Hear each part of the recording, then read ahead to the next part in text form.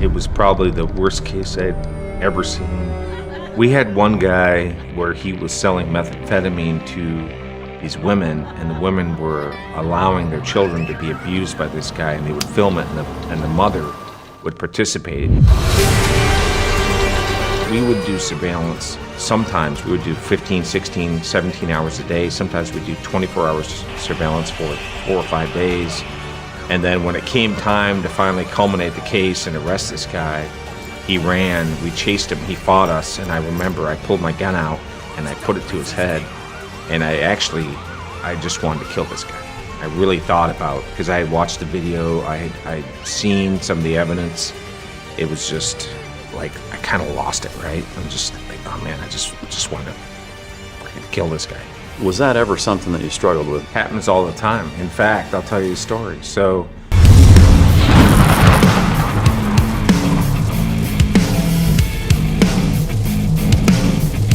ladies and gentlemen, as always, it's both an honor and a pleasure to welcome my next guest to the podcast. He spent 35 years in law enforcement, including over 2 decades with the DEA across the United States, Central and South America.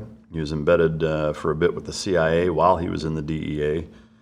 He's the author of Infiltrate America, the book to my right here. He's got a forthcoming book coming up next summer called Beyond Blurry Lines. Beyond Blurry Lines, which we'll talk about a fair bit. Ladies and gentlemen, welcome to the stage. We're not going to call him a narc, but some people will. Wes Tabor.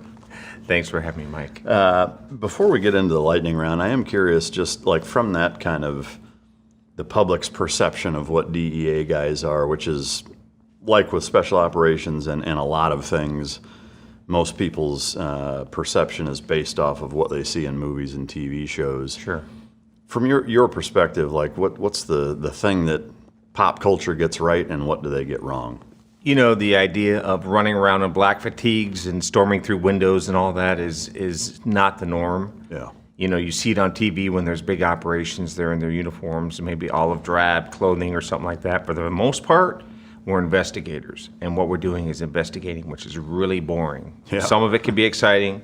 It changes when you go overseas, and we'll talk about some of that. You become almost like a spy in a sense, but you're really not a spy, but you're operating in a foreign environment, and things really take a drastic change then. Is there any part of you that, like on a personal level, throughout your entire career, obviously spanning decades, that has ever struggled with what you're enforcing, who you're going after, why you're going after it? I know, laws are what they are, and you're just doing your job kind of thing, but was that ever something that you struggled with? No different than, there's elements of being in the military where you're in certain places and maybe you're not sure you agree with the foreign policy that is actually dictating the reason why you were there kind of thing. Was that ever something that crossed your mind, or that you or any of the other agents ever talk about, like, dude, why do we give a shit about weed, or whatever it is?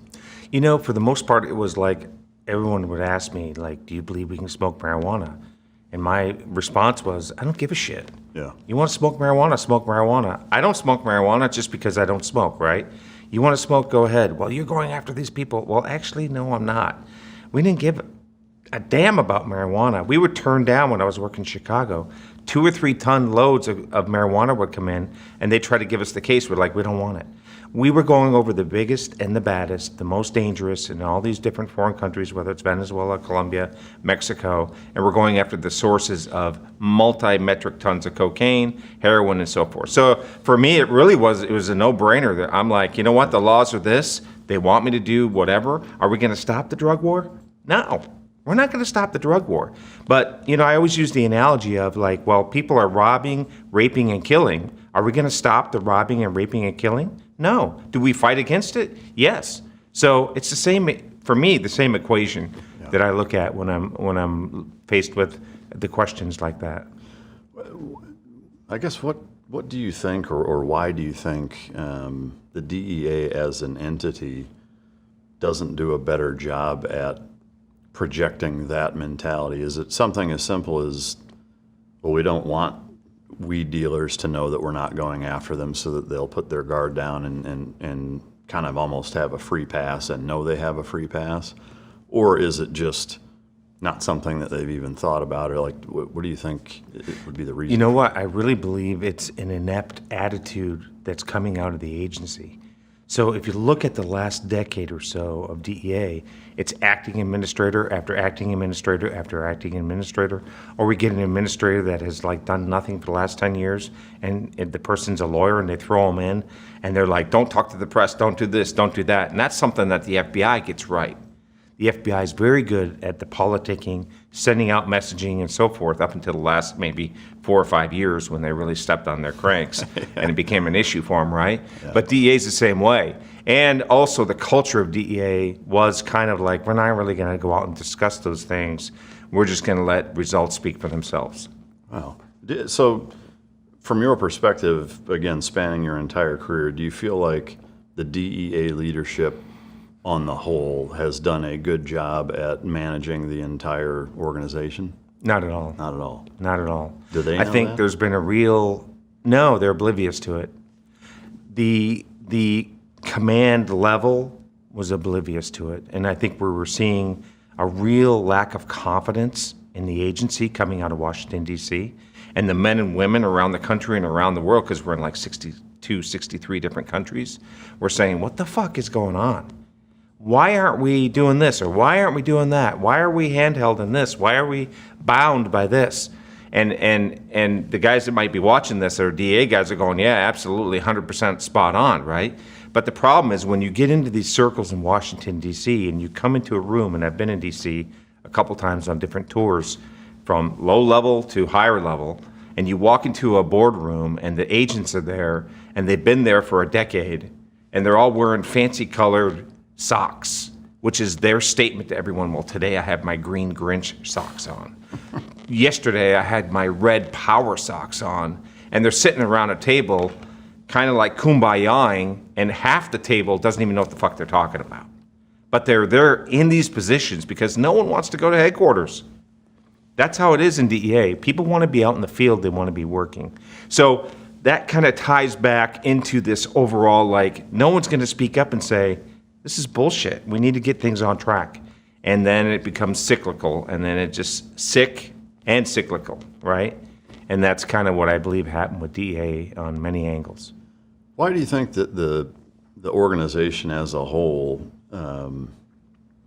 lends itself to disincentivize agents from wanting to go to Washington to fix it? Because if I put myself in that position, to me, it seems similar to, say, Congress or the Senate, in that so many people are displeased with how it's going that there are, in some instances at least, a level of motivation that's created because of that to go fix it or change it. I would assume that at least a percentage of the population within the kind of sled dog working element of the DEA, that there would be some that would say, I'm so tired of this that even though I don't want to go there, I'm going to go there because this is absurd. Is that not really a part of the thought process? It is and it isn't, because when you get up there, you're confronting a machine, right? It's Washington, D.C., and if you're in the wrong era of time or the wrong gaps, and you get up there and you start running your mouth like, hey, this is fucked up, we need to change what's going on, they're going to shut you down. Right?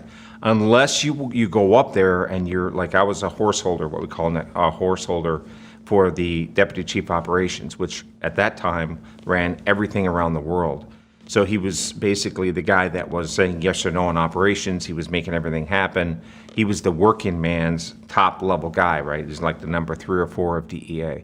And being his horse holder, I was there to help him get through everything that he had to do. Some signature authority, learning what's happening, kind of put me in a good position to see globally what we're doing. And the guy I was working for was a great guy, and I could sit there, and he'd been out in the field, and I'd say, this is bullshit. Why are we doing this? And he would listen to me, and then he's like, well, let's try to do this, let's try to do that. And he would actually go with it. But the problem is, over time, we've lost those leaders that have been out in the field, that have done a variety of different things. And that's the thing that sets us apart different from local law enforcement. Local law enforcement has a job to serve the community. They do a great job. I have no problem with that whatsoever, right? If you're working in the city of Dallas, Your job is to take care of what's happening in Dallas. That doesn't mean you turn the blinders to what's going on around the world, but your focus is that community. How do we make it safe? How do we integrate policies and procedures to make sure things are done right? With DEA, you're handling the whole country. You're handling a variety of different federal laws in different parts of the world. You might have a case that's in Bogota, Colombia, that has a nexus in Pakistan, that has a nexus in Washington, D.C., Dallas, Houston, Miami. And you have to collate all these things and bring them together. And you have to have a leadership that can understand that. That's why you would see a lot of guys didn't want to go to headquarters, and they would stay in one place their whole career, and then they get in a leadership position, and they really didn't know what the hell they were doing because they had just been stuck in this one spot. So when they're being, doused with all these different venues and all these jurisdictional issues, they really kind of punted to someone else that kind of knew what they were doing, and they get on TV and they do their speeches and so forth and try to look good. And that was really how DEA started to become an eroded agency. And we saw that even more so when you start having operations, big operations in Mexico where the FBI is taking over, and they didn't even brief DEA on what was going on. That's when I first realized, like about a year ago, there was a problem. Wow. I've interviewed people from pretty much every entity within the United States government and Department of Defense. And what strikes me as both frustrating and puzzling is that it's the exact same problem everywhere, because the military is the exact same way. The officers and leadership who are, about taking care of the guys and doing the mission and doing a good job, leading by example, people that I would say motivate you to want to follow them into battle, are all the type of people that similarly either get their legs cut off at the knees on the way up, mm-hmm. or the second they get there, they get railroaded out because they're the squeaky wheel and you're not like everybody else. And so it's generally speaking, not always, but generally speaking, the slimy, spineless guys who know how to get their evals where they need to be, who know how to check every single little box, qualification-wise, leadership training-wise, to climb that leadership ladder and wind up as a Joint Chief of Staff or, somewhere at the high levels of the Pentagon or whatever. But the FBI, sounds like it's that way. ATF, DEA, it's all kind of the exact same problem. Even our government largely is that way. And to me, as somebody who's spent as much time as you have, do you think that there is a fix for that? Because, again, that problem exists everywhere. Well, it's really pushed with, you look at DEI policies that were taking place. But even before that, what we started seeing was a lack of a career progression. If you wanted to be an ASAC, say, or a SAC of a division, Assistant Special Agent in Charge, or Special Agent in Charge, you had to tick the box, right? DEA got rid of that almost. They just stopped even looking at real career progression. I'll give you an example. We had people that were working in Los Angeles, for example, with DEA. Their whole careers were literally in DEA. We had one guy. He never had a different boss at the time I was there for about 16 years. He had the same boss his whole career in LA. So you have a guy, then he promotes to an ASAC. So this guy, he had never had a different boss. He had never been anywhere else. So with DEA, you have headquarter elements that are like, for example, you have OPR, Office of Professional Responsibility. They have field offices in Dallas and also in Los Angeles. So you might have a guy that, starts in LA, becomes a supervisor in LA, then he has to do a headquarters tour as you advance in your career after your initial first supervisor spot. You have to do a year or so in a headquarters element. And they just walk across the street from the DEA federal building to the OPR office that's field, and they do a year or so there, and they come right back to LA. And that's their headquarters tour. That's their breadth of experiences, LA, LA, LA, LA. And that becomes a real problem because now he technically checked the box of a headquarters tour, but he hasn't gone anywhere. And you would have some of these guys were coming in at 11 a.m., leaving at 2 p.m. every day, like for years. And then now they're like SCS level guys. And you just got to scratch your head saying, how is this happening, right? So is that to say then the fix is to make it mandatory to have a wider breadth of experience for longer periods of time in different places? I don't know if that's the real fix. I think what it comes down to is, you could have, for example, the military guys, you have tours, you might be in Iraq in a certain time frame where like 1 year is like 7 years, it's like dog years. Like you're humping it, right? You might be in a denied country area where your life is at risk and you're really putting yourself out there, and I've been there and done it, and then you come back and you're like, Jesus, you know what? That was fucking brutal, And that should count, in my opinion, depending on the work you're doing and what you're doing, as maybe a greater amount of time equivalent, right? But I think it comes down to how do you take a big organization and actually streamline an effective protocol to find the real leaders that you need. And when I came up in DEA back in the early years, DEA was a lifestyle. It wasn't like a job. It wasn't 9 to 5. I'd get in my car, I'd go to work, I'd come home like a week later after living in my car for a week. Wow. And what it's become now is the latte commandos coming in at 10:30, getting their coffee, shooting the shit for an hour, taking a 2-hour lunch, coming back, leaving by 3:30. Yeah. And they're really not doing the job. And I'm hoping that's going to change with the new administrator that they just appointed, but he's a classmate of mine, actually. Yeah. I guess, so before we get further into the weeds of the job, I'd love to just paint a little bit of a backstory, where you're originally from, your childhood, and kind of what the catalyst was for you to decide that this is the career field that you want to go into. Yeah, I was born in St. Paul, Minnesota. My dad was an Army guy. He was a crew chief in helos in Vietnam. He came back from Vietnam, did a couple tours, came back from Vietnam, all messed up, drinking too much, couldn't settle down, ended up getting divorced from my mom. Really never really was involved with me in his life, even though I would see him like occasionally. And, he had 4 kids, but he never saw us, and he was just kind of doing his own thing, even as an adult, And I always looked at the military because of his service, and he was, like I said, a career Army guy. He was dedicated to the country. His service, was exemplary. And as I started growing up, I was just growing up in a very poor environment. I mean, my mom had remarried a very good man, a very tortured man. He was actually a felon. He had escaped from jail. Wow. He was on the run. He had multiple robberies and burglaries, and he was an alcoholic at 15. And when he got out of jail in like 1975, right before he met my mother, he had been sentenced to 5-6 years in prison after a string of, time served, probation. Finally, the judge said, "You're going to jail. You're going to prison." And I remember him telling me the story when the door shut. He realized, like, oh man, what have I done? I'm going to spend 6 years of my life in this prison, which was a gladiator academy, right? The rapes, the assaults, everything that was going on. He had to survive it. So when he got out, he had told me, he's like, I'm never going to drink again.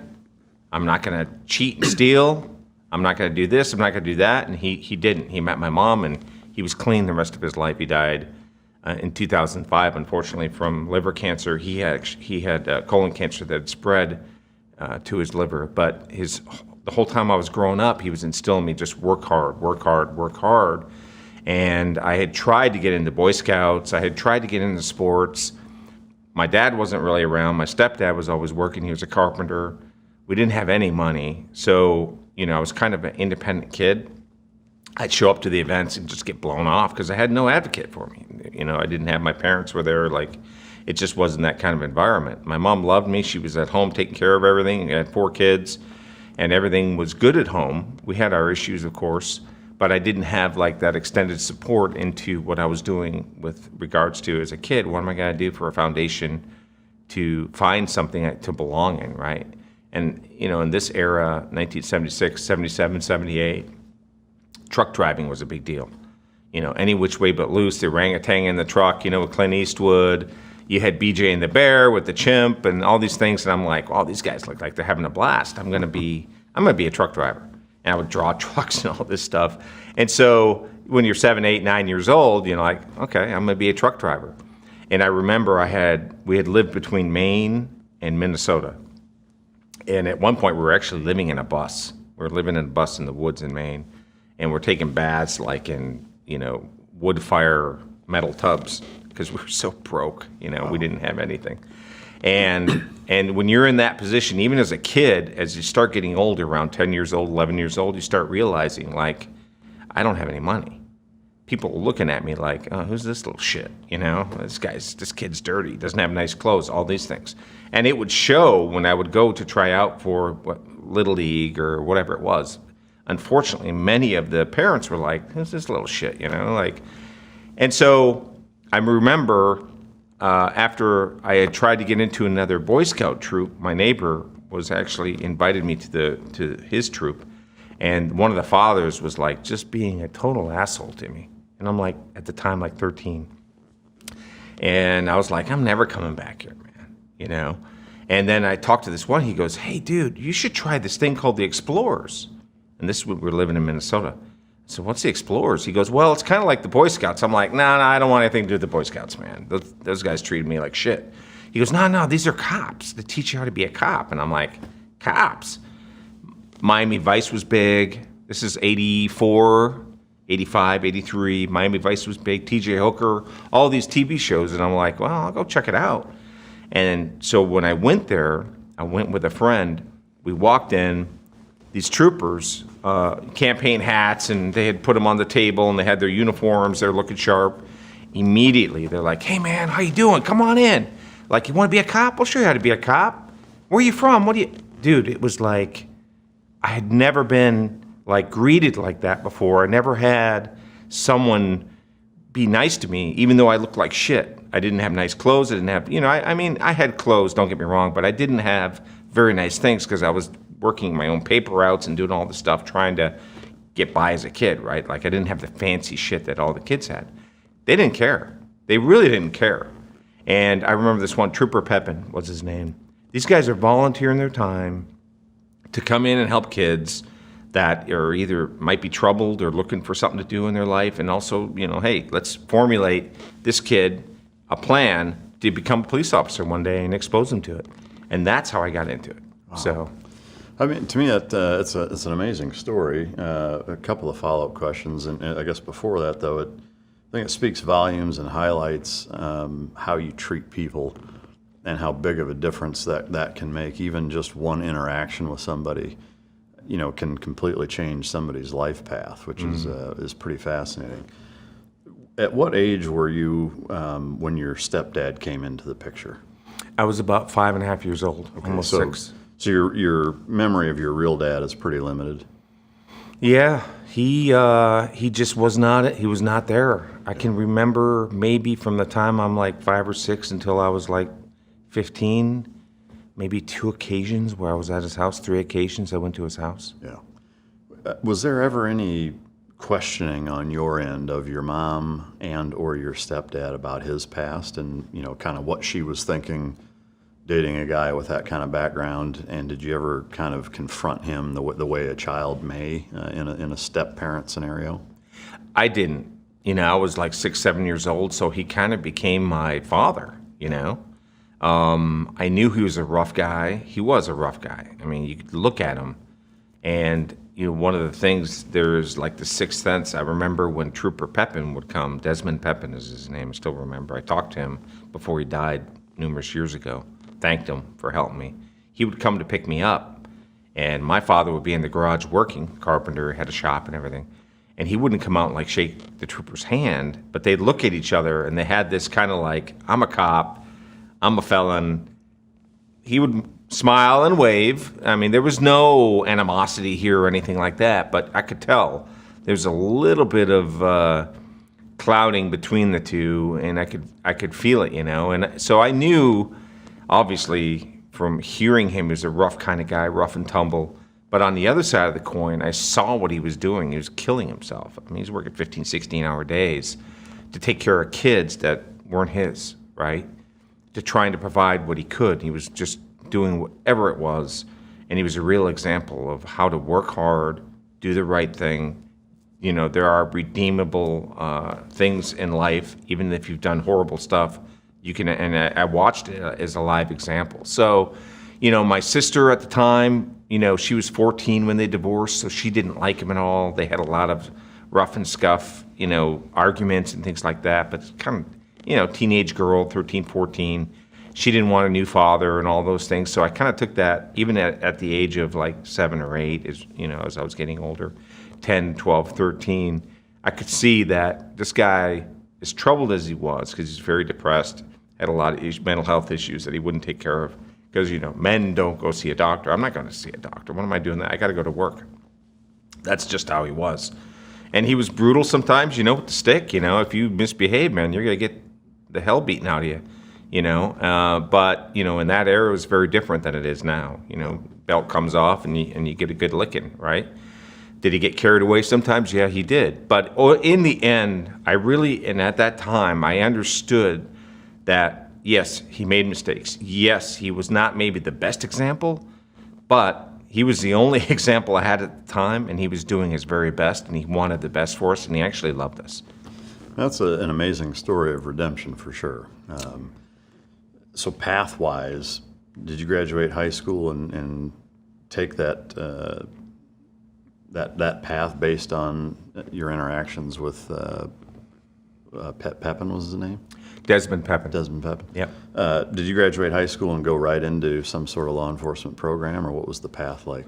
So in 1984, we moved from Minnesota.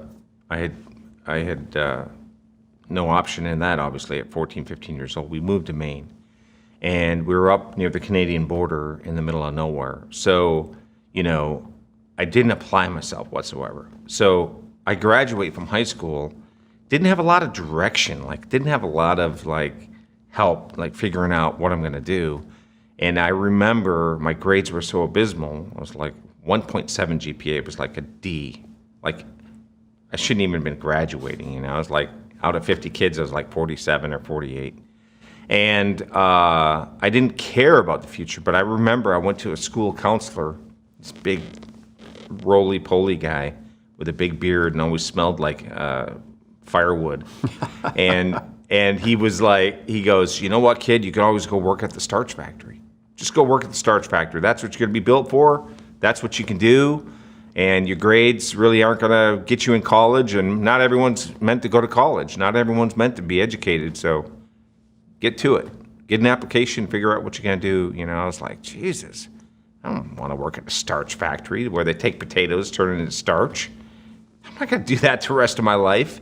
And the town, Island Falls, Maine, look it up on the map. It's tiny. It has probably 70, 80 people in it. It was a community high school. So you had kids from all over these rural sections. And when I say rural, I mean a lot of these guys, no one had power, running water. They were living, not all of them obviously, but a lot of kids, they would take a snowmobile from their house, it might be a quarter mile, to the road to catch the bus stop, or snowshoe. And that's just the environment it was back then. It was a very, very driven environment with agriculture, forestry, things like that. They had programs in school, how to be a farmer, how to be a lumberman, all that stuff. And here I am facing I'm going to be in the starch factory, I guess peeling potatoes. I don't know what happens with that. But I said, no way. And I had met a girl from Florida, blonde-haired, tanned, girl, and I'm like, I'm not staying up here. I'm going to Florida, right? I'm going to go near Tampa, Florida, and I'm going to enjoy the beaches, and I'm going to figure it out there. So I go to Florida, and I'm like, what am I going to do for a job? I'm working at a gas station, mowing lawns. At one point, I'm digging ditches for cable lines where they can't put the machines because you're in certain areas. You got to dig by hand. And in Florida, in the summer, here I am 18 years old. It's 104 degrees with 100% humidity. And I'm out there digging, and I'm like, I am not going to do this the rest of my life. So that's when I said, okay, let me go to a community college, and let me see what my options are. So I get there, and they're like, well, your high school grades are absolute garbage. You're going to have to take a test to see where you're at. So I take the test, and of course, I'm below the below. And they're like, you're going to have to take a semester of remedial courses just to get into the basic level stuff. So because I was so ill prepared, it cost me like 8 months of my life to go back and take remedial work so that I could get into, the regular. At the time, they were called community colleges. Now they're called state colleges. But what saved me is because I had no money was the Pell Grant. And the Pell Grant, is offered to anyone at a certain income level. And as a kid who's 18 years old with no resources, working multiple jobs, I was working like 3 jobs. I was working at a VHS store. I was working at a gas station. I was mowing lawns, right? Just working day and night to try to figure out what I'm going to do. But they would give me money not only for books, but for gas and food and living. It wasn't much. But when you have nothing and someone's offering you, the class is going to be paid and you're going to have like $1,500 left over for a semester, so I don't have to eat ramen noodle every day. I can actually splurge on a can of beans. It was a big deal, right? So I said, man, I've got to do this. So I get my 2-year degree, and then I was like, okay, I have a 2-year degree. I'm going to try to, I'm going to get a job with the police department. But so backing up just a little bit, I had sponsored myself through a police academy just before and during this time as well. And back then, you could go and just show up, get in line. They had 50 slots, and if you're there early and you get a slot, this is 1989, 1988, you just get accepted. It's like literally just show up. So they said, yeah, line opens up at like 6 a.m. First 50 get in. If you don't make the first 50, you have to wait till the next class. So I'm there at like 3 a.m., right? And I'm like number 12 or whatever it is, 10 or whatever. And I was like, damn, I'm going to get into the police academy. It was no real requirements. You got to be 19 years old, no felonies, things like that. Actually, at the time, I was 18. And they didn't even check, really. I mean, I turned 19 in the police academy, and that actually became a thing as we're going through because I wasn't of age to be a police officer. Luckily, I had told the director, he had called me in his office, and I said, no, I'm going to be 19 years old before I graduate. And he's like, oh, shit. And he was like sweating and like, fuck, we should have made sure you were 19. I said, I'm going to be 19 3 months before we graduate. And he's like, keep your mouth shut. Keep your fucking mouth shut. And I was like, okay, no problem. And I did. And I get my certificate when I ended up graduating. He's looking, gave me the look, But I remember, just to kind of set the tone for what it was like in rural Florida. This is in Inverness, Florida. Okay, it's like the sticks. There was a guy sitting in the back row with me, like four slots over. He had a girl sitting with him. This is like the first couple weeks of the academy. And some girl sitting behind him, like kind of hovering behind his shoulder. And she's writing and talking. And I'm like, who the hell is this girl, right? So after about a week and a half or whatever it was, I come back in. The guy's gone, the girl's gone. And we're like, what happened to whatever? And they're like, oh, he couldn't read or write. The girl was here, and she was reading and writing for him. It was his girlfriend. Wow. So, I mean, I was 18 years old, and I'm like, that's pretty screwed up, man. Yeah. I was like, you're not making sure people can read or write? And then again, throwing the stone glass houses, here I am, like half an idiot, barely graduated from high school, and I'm showing up in line. So it was a very different time and place in America. It was a very different time for law enforcement in Florida. It ended up being a very good thing for me, but that's kind of how I got started in law enforcement. All right, look, half-ass sleep equals half-ass results. You can train like a beast, eat clean, hit the cold plunge, but if you're overheating in bed, none of it matters. Quality sleep isn't always about how long you sleep, but how well you sleep. And science tells us temperature plays a massive role in that. Quality sleep is a non-negotiable. Recovery doesn't happen in the gym. It happens when you're dead asleep. But if you're tossing, turning, and sweating, you're going to wreck your performance. The chili pad isn't just for professional athletes or special operations.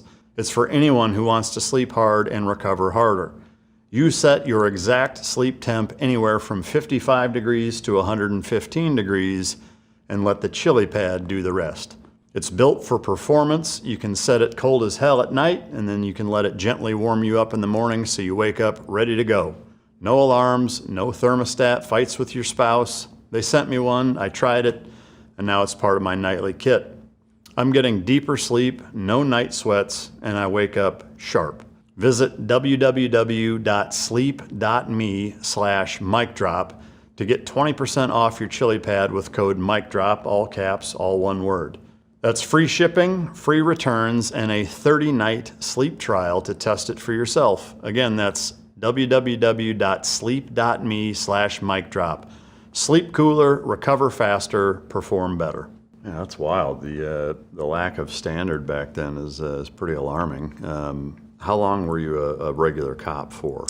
Yeah, so when I got out of the academy, I'm 19 years old. I couldn't get a job. I would show up like in parachute pants and a T-shirt, thinking I'm, Vanilla Ice at a police station. They're like, get the fuck out of here, I'm 19 years old, I had at the time, I didn't have my 2-year degree because this was kind of happening, all simultaneously. And I remember I went to the Kissimmee Police Department outside of Orlando, and it used to be a tiny little PD. I mean, at this time in 1989, it probably had 15 guys, 17 guys. It had a trailer, right? Now it's a huge metropolis outside Orlando. They just have hundreds of guys. It's a big PD. At the time, it was not. So I walk in, and this captain comes out. Here I am, in zipper pants, and I look like a total idiot. And he's like, looks at me, and I'm like, oh, shit, he's going to kick me out. He goes, come on in here, kid. I was like, okay. But it wasn't like, come in here, kid, good. It was like, come in here, kid. We're having a little talk. And I was like, shit. So I sat down. He goes, listen. He goes, you're 19 years old. At the time, I didn't have my degree, my 2-year degree. And I didn't have any history of anything. I had shitty high school records. And he's like, listen, what you got to do is go back and get some more education. You got to get some experience in life, work some security stuff, just get a little stuff in your background. And then as you get a little bit older, you approach 21 years old, you'll be good to go. He said, that's what you're going to have to do, man. I was like, okay, sobering, kind of like, okay, I need to get my shit together. So I get out, I start working, I'm like finishing the degree up. I get married in between of this stage at 21 years old, I get married. And she was actually attending college, and they were having a guest speaker from the sheriff's office. And in Florida, the sheriff is the most powerful figure in every county. So the sheriff's departments or sheriff's offices are like the shit. If you're going to be a cop in Florida, like for the most part, you want to be with the sheriff's office. That's just the way it is in Florida. So, and that's not detracting from any of the police officers or anything like that, but just huge, huge level of, you want to be a canine guy, you want to be aviation, you want to be marine, they do it all over a wide variety of different types of law enforcement. So she tells me, she goes, hey, this guy's coming from the sheriff's office. I don't know who he is. At the time, he's like a captain. He goes, but you want to probably come here and speak. He's, you want to be a cop, you can't keep working, mowing lawns and doing all this crazy stuff. At some point, you're going to have to use, your graduation from the police academy and get going. I said, okay. I show up. He speaks. I'm like, oh, shit, he's got the badge on, the gun. He's in a suit. And I'm like, fuck, how can I be? I want to be this guy. So afterwards, he goes, hey, any questions? Come on up. I'm going to just kind of, close out for now. But, you're free to go. But I'm just going to be up here if you have any questions. So she goes up. And she's pregnant. And she's waving me up, She's probably 5 months pregnant, showing. And I walk up, and she's talking with him, and he's kind of like, okay, all right, are you done? We're about ready. So then I walk up, and she goes, this is my husband, and he wants to be a cop. And he looked at me, and he looked at her, and I saw him just kind of go. He goes, you certified? I said, I'm certifiable. I have my police academy's all done. I had finished it up, my 2-year degree, and he's like, clean record, everything? Yeah, everything's great. All right, here's my card. Contact me. I'll have someone get you an application. You want to be a sheriff deputy? We'll give you a shot. No guarantees. I was like, whoa, cool, right? I didn't know the guy was going to be like the number 3 of the sheriff's office soon and all this other stuff. So I filled out the application, and it looked like I should have used crayons, man.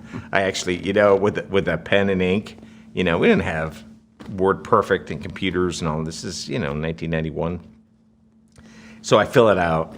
It looks, years later, the undersheriff, who's a good friend of mine, Mike Maurer, he's actually, he's a executive level official in Pasco County Sheriff's Office, which is just south. When he retired from Hernando County Sheriff's, he was the chief deputy. He went down there.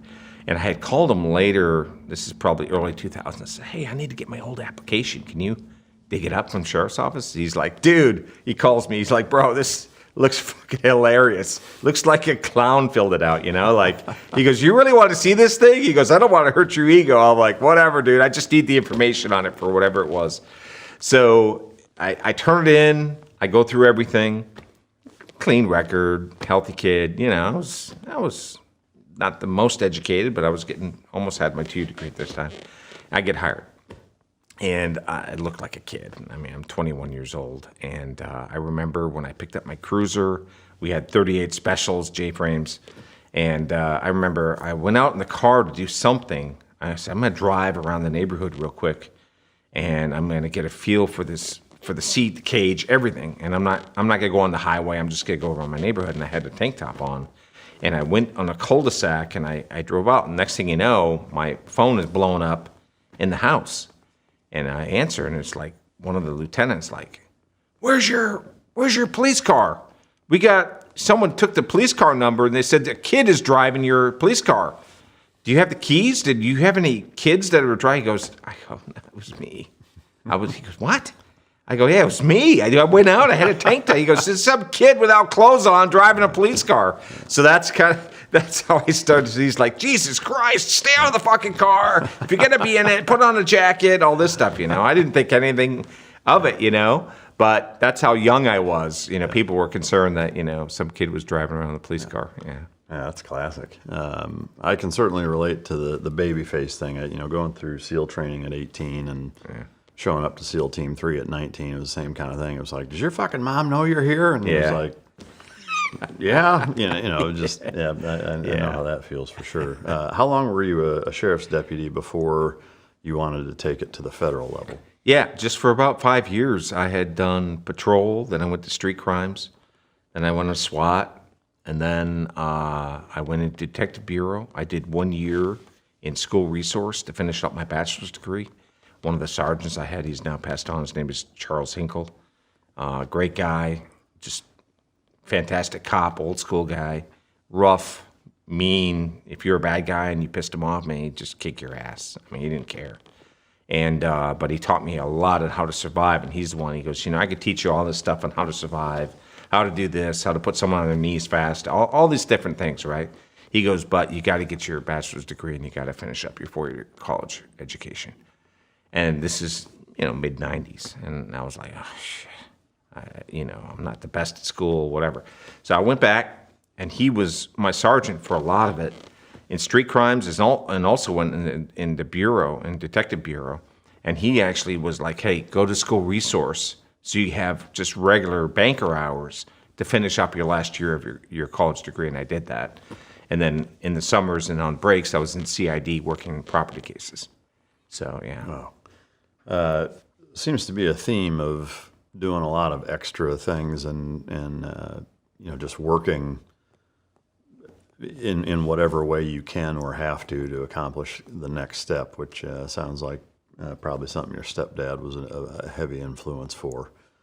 So with that 5 years, pretty decent amount of experience in a lot of different aspects of sheriff's deputy law enforcement.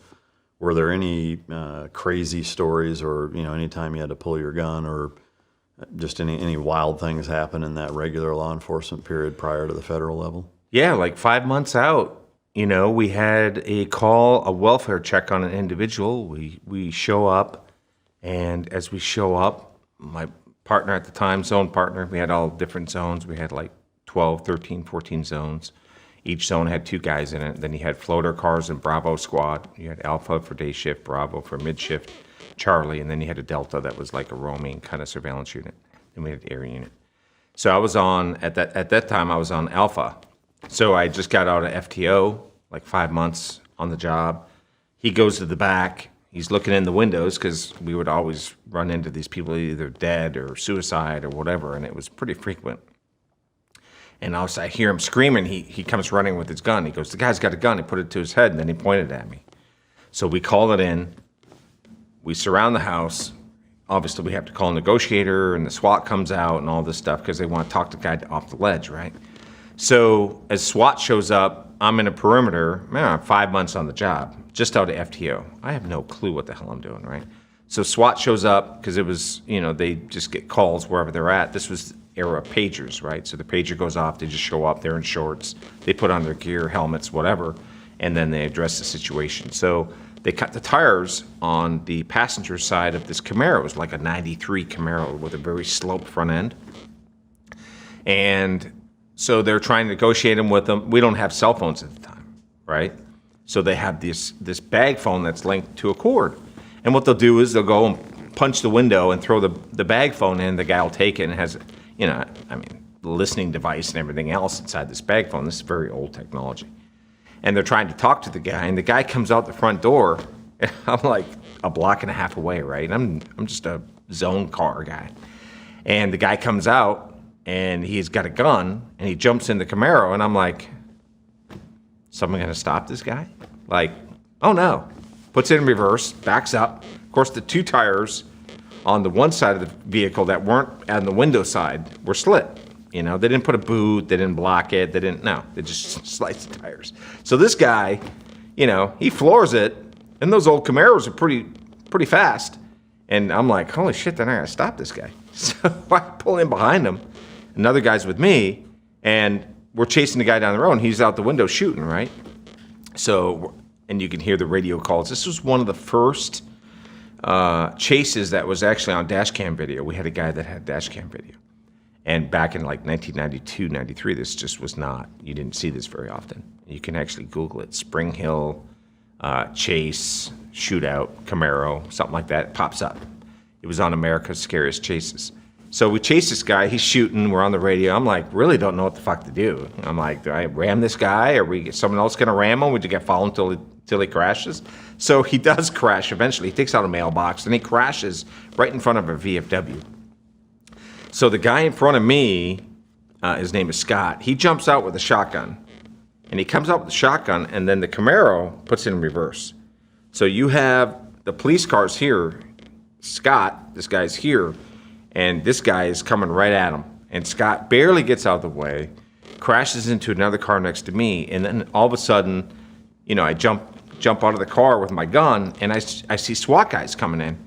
And my car's getting lit up, with metal. You can hear when bullets flying, and I wasn't very adept at this, obviously, at this point in my career. And I've been shot at, right?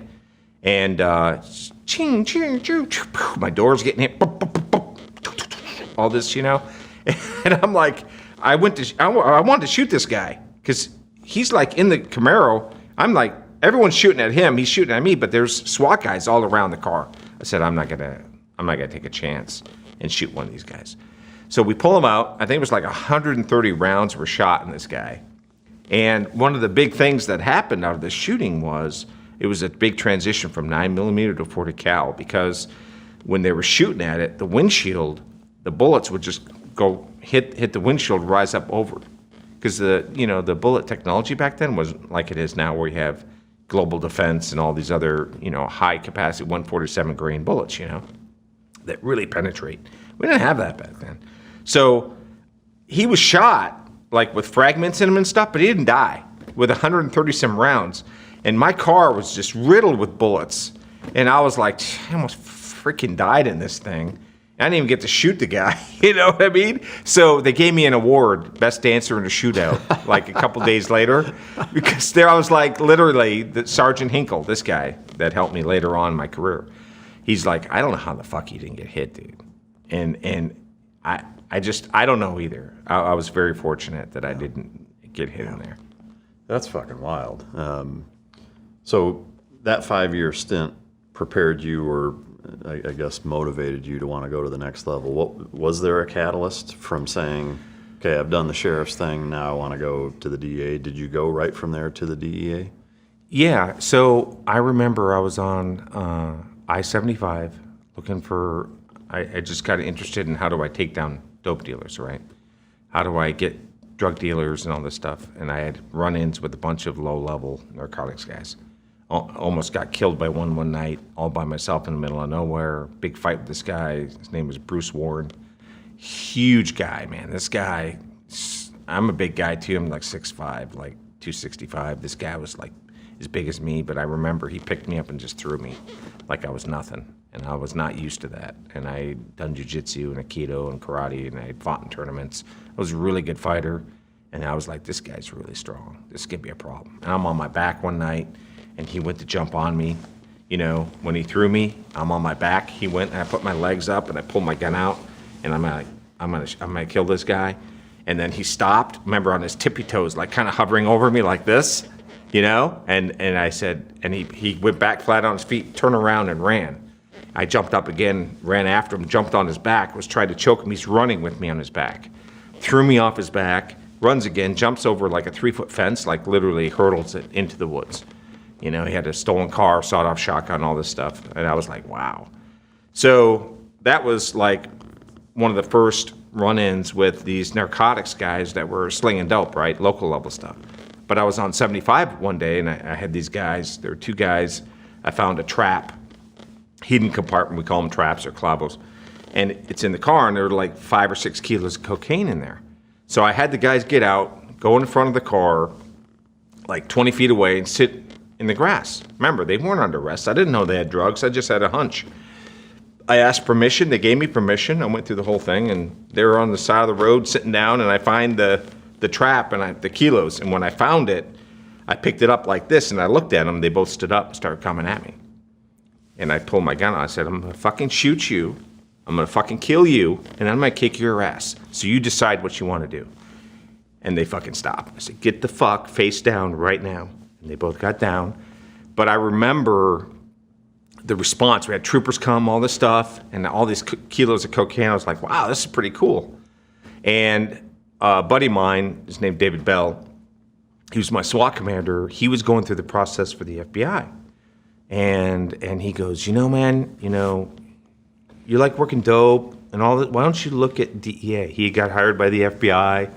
He's like, FBI's kind of boring, because he was new. So he was getting all the shit cases, you know, like fraud and things like that. And he just wasn't in a good place at that moment of his career, because obviously FBI has a variety of crimes you can go into, including narcotics and whatever else, you know. So I applied with DEA. Like 2.5 years it took to get hired by DEA. It was a huge process. But my experiences as a sheriff deputy with SWAT, doing all the search warrants for all the dope houses and all that stuff, making these seizures like this, smaller seizures with 4 or 5 kilos of coke or crack cocaine, whatever it was, that's what just led me into, like, this might be something that I'd like to do. Wow. So it took 2.5 years to finally get hired. Is that 2.5 years in addition to the first 5 that you spent as a sheriff's deputy? That's all inclusive. So it's like 5.5 years total. Okay. Other than it taking a while, were there any big hurdles or speed bumps for getting in? Not really. It was a matter of being patient, you know, because back then it wasn't as streamlined as it is today. You know, you would do one section, like they might call you in and you watch a video, and they say, write a report on the video. You're like, you know, and they have a scenario, and then they had a checkbox. Did he see the car license plate? Did he see this? Did he see that? You do that. Then 6 months later, you get a call back, hey, can you do a psychological? And then, you know, they would call you in and say, hey, we're going to do a panel interview. And then I showed up to the panel interview in Orlando. There's like 35 guys in the room.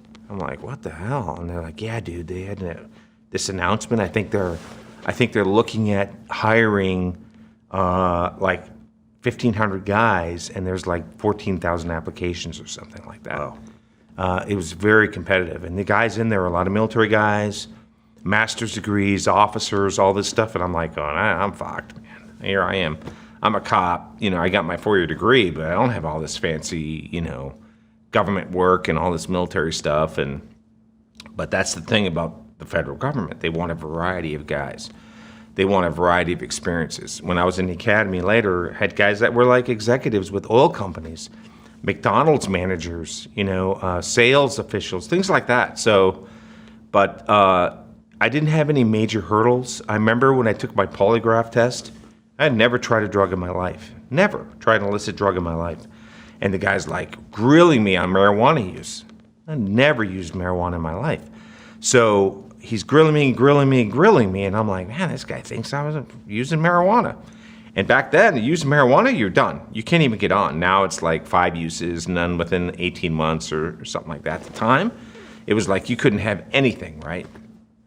So he said it was inconclusive. They said at the headquarters, but it was like, it came back in like 2 or 3 days. He's like, he called, you're good. You know, you passed your polygraph, go on to the next thing. And then you have the physical assessment test and all that, you know. Yeah. So once you made it in and go through the academy, you ultimately wind up where for your first duty station? Yeah, get out of the academy. I go to Des Moines, Iowa, St. Louis Really? Division, Des Moines, Iowa. Yeah. At this time in the Midwest, it was the meth craze of the 90s. I'm from Waterloo originally. Okay.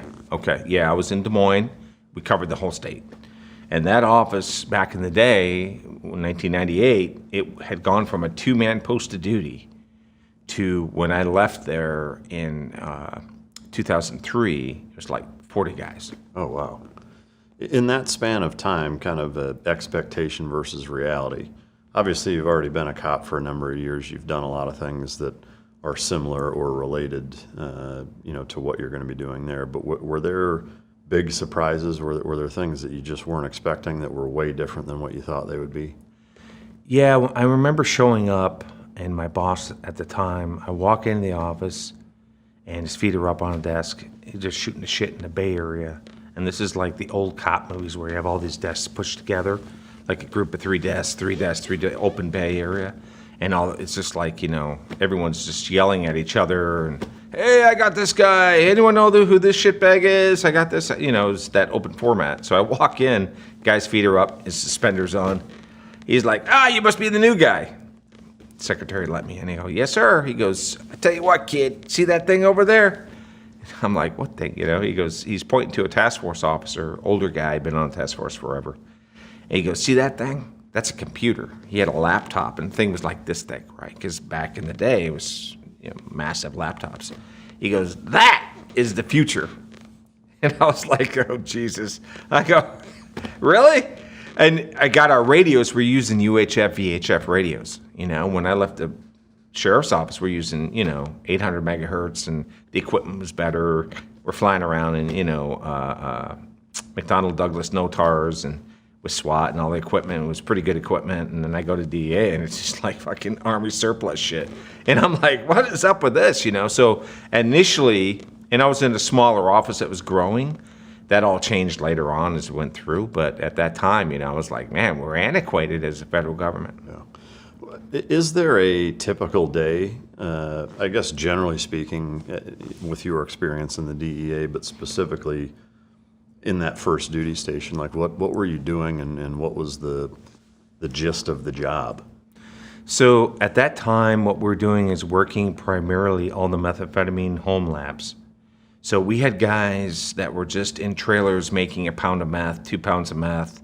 This is way before the Mexican cartels got involved in anything to do with the methamphetamine. All pseudoephedrine type all stuff. pseudoephedrine stuff. You had guys that were taking peelings from lithium batteries and, the little blister packs of pseudoephedrine and mixing it in bottles, to guys that were doing underground labs, and they were doing, sending, and that's why when you go and you buy pseudoephedrine, you have to sign and give them your license, because what they were doing is they go out and say, give me 5 cases, with 50,000, blister packs in it worth of pseudoephedrine, and they're making meth in their basement or burning down buses and things like that. So we were doing that. But we were talking 2,500 or more labs a year in Iowa at that time.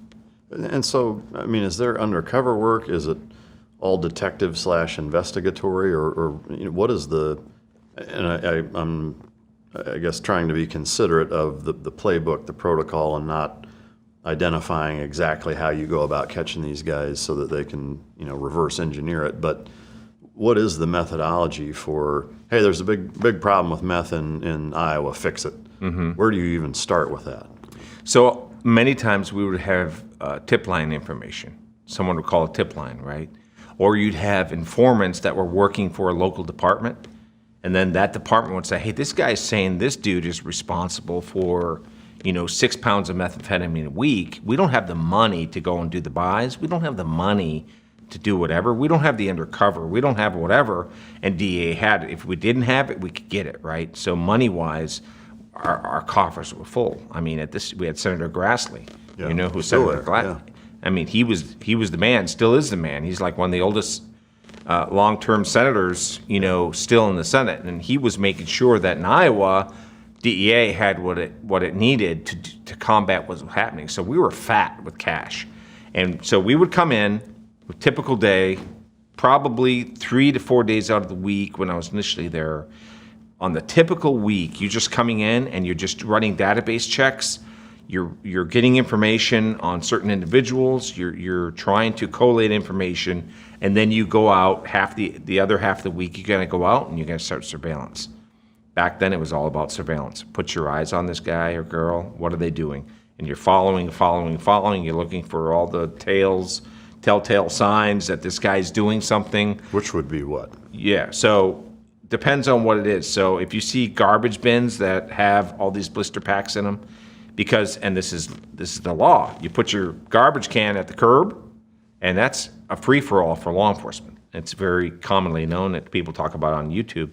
But you just take a look at those garbage bins. You'd find syringes, needles, after product and wrapper from all those things that you use to make methamphetamine. So we would photograph evidence, all that stuff, and continue with our surveillance, looking for what we want, what we need to get.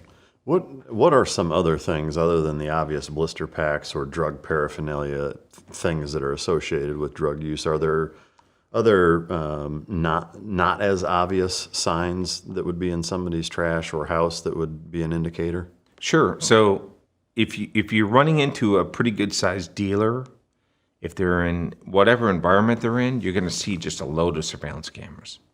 So you'll have a house where the camera systems are worth more than the home, right? Right. Because they're paranoid. Methamphetamine will make you very paranoid, but any drug dealer, whatever it is, and this came into play immensely when I was in Chicago. We're looking for that kind of posture at a residence where someone's afraid of not a normal camera, like one camera or two cameras, but like multiple pit bulls, 5 cameras out front, 5 cameras out back, multiple fences and all this other stuff. And you just kind of look at that going, that seems a little more aggressive. It's not that bad in a trailer park, yeah. Right. Yeah, okay.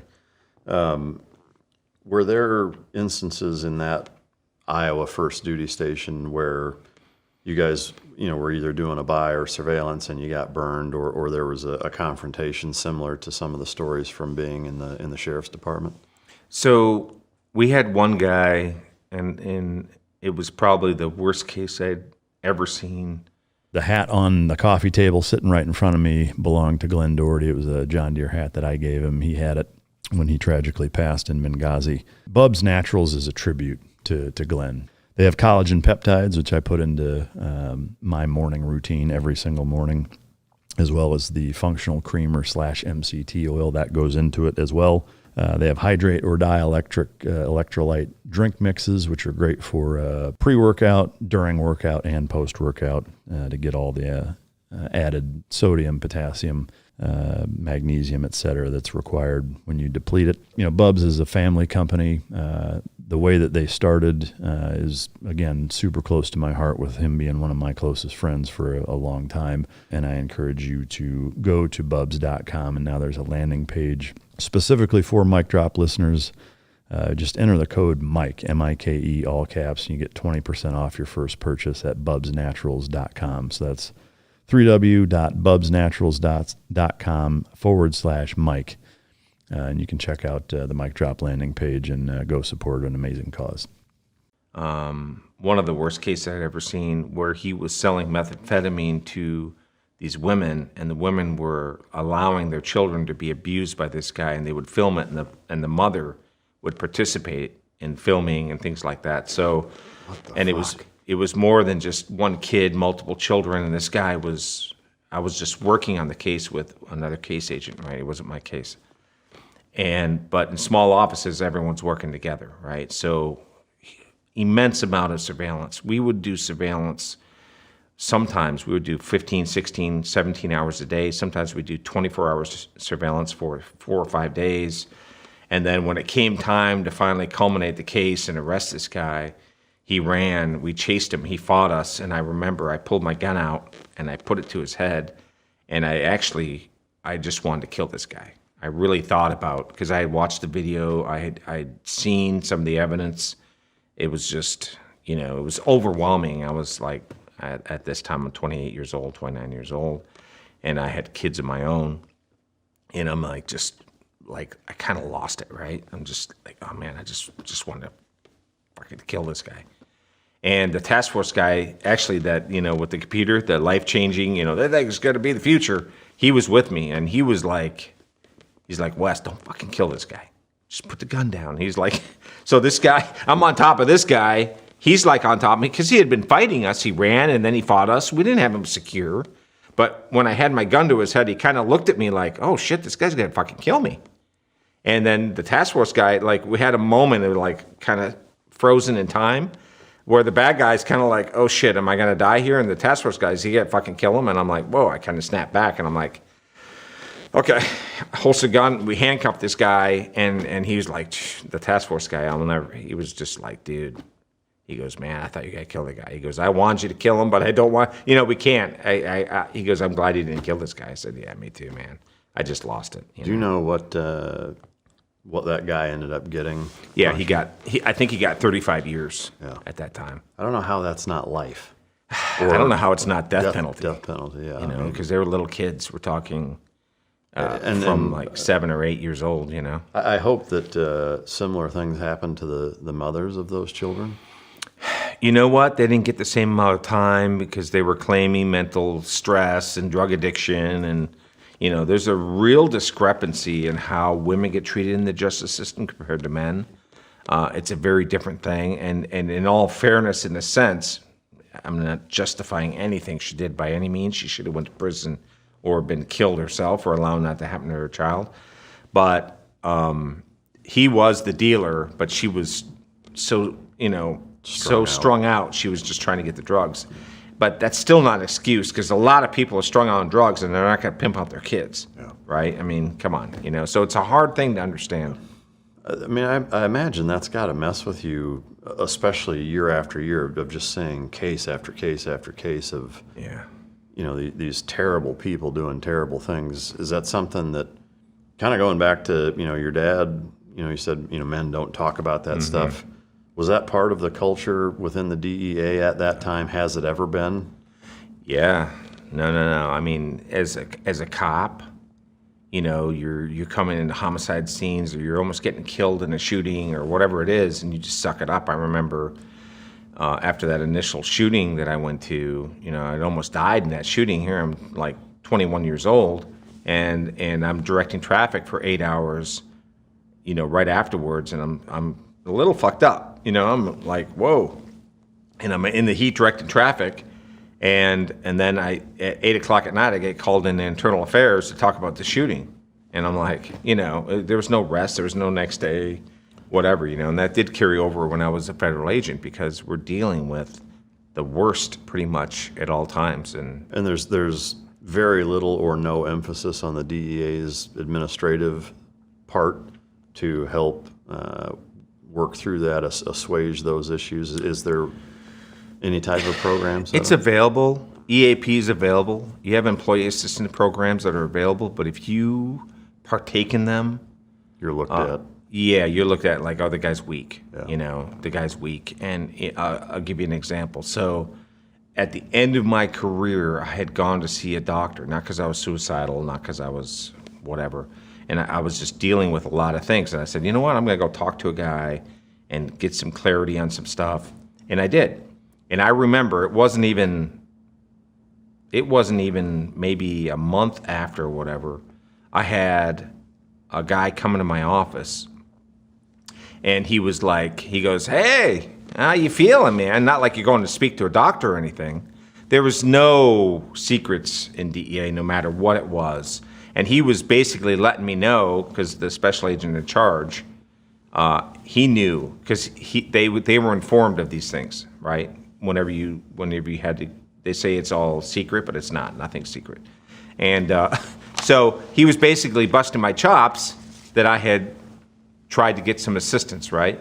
So I was like, and to be honest with you, I didn't care. I was just like, whatever, you know? But that's one example for me, and I had been through a lot in my life. And, you know, people talk about PTSD and can you get help? Can you do this? I think everyone that works in whatever field it might be, in military, medicine, I mean, ER doctors, look what they're seeing on a daily basis.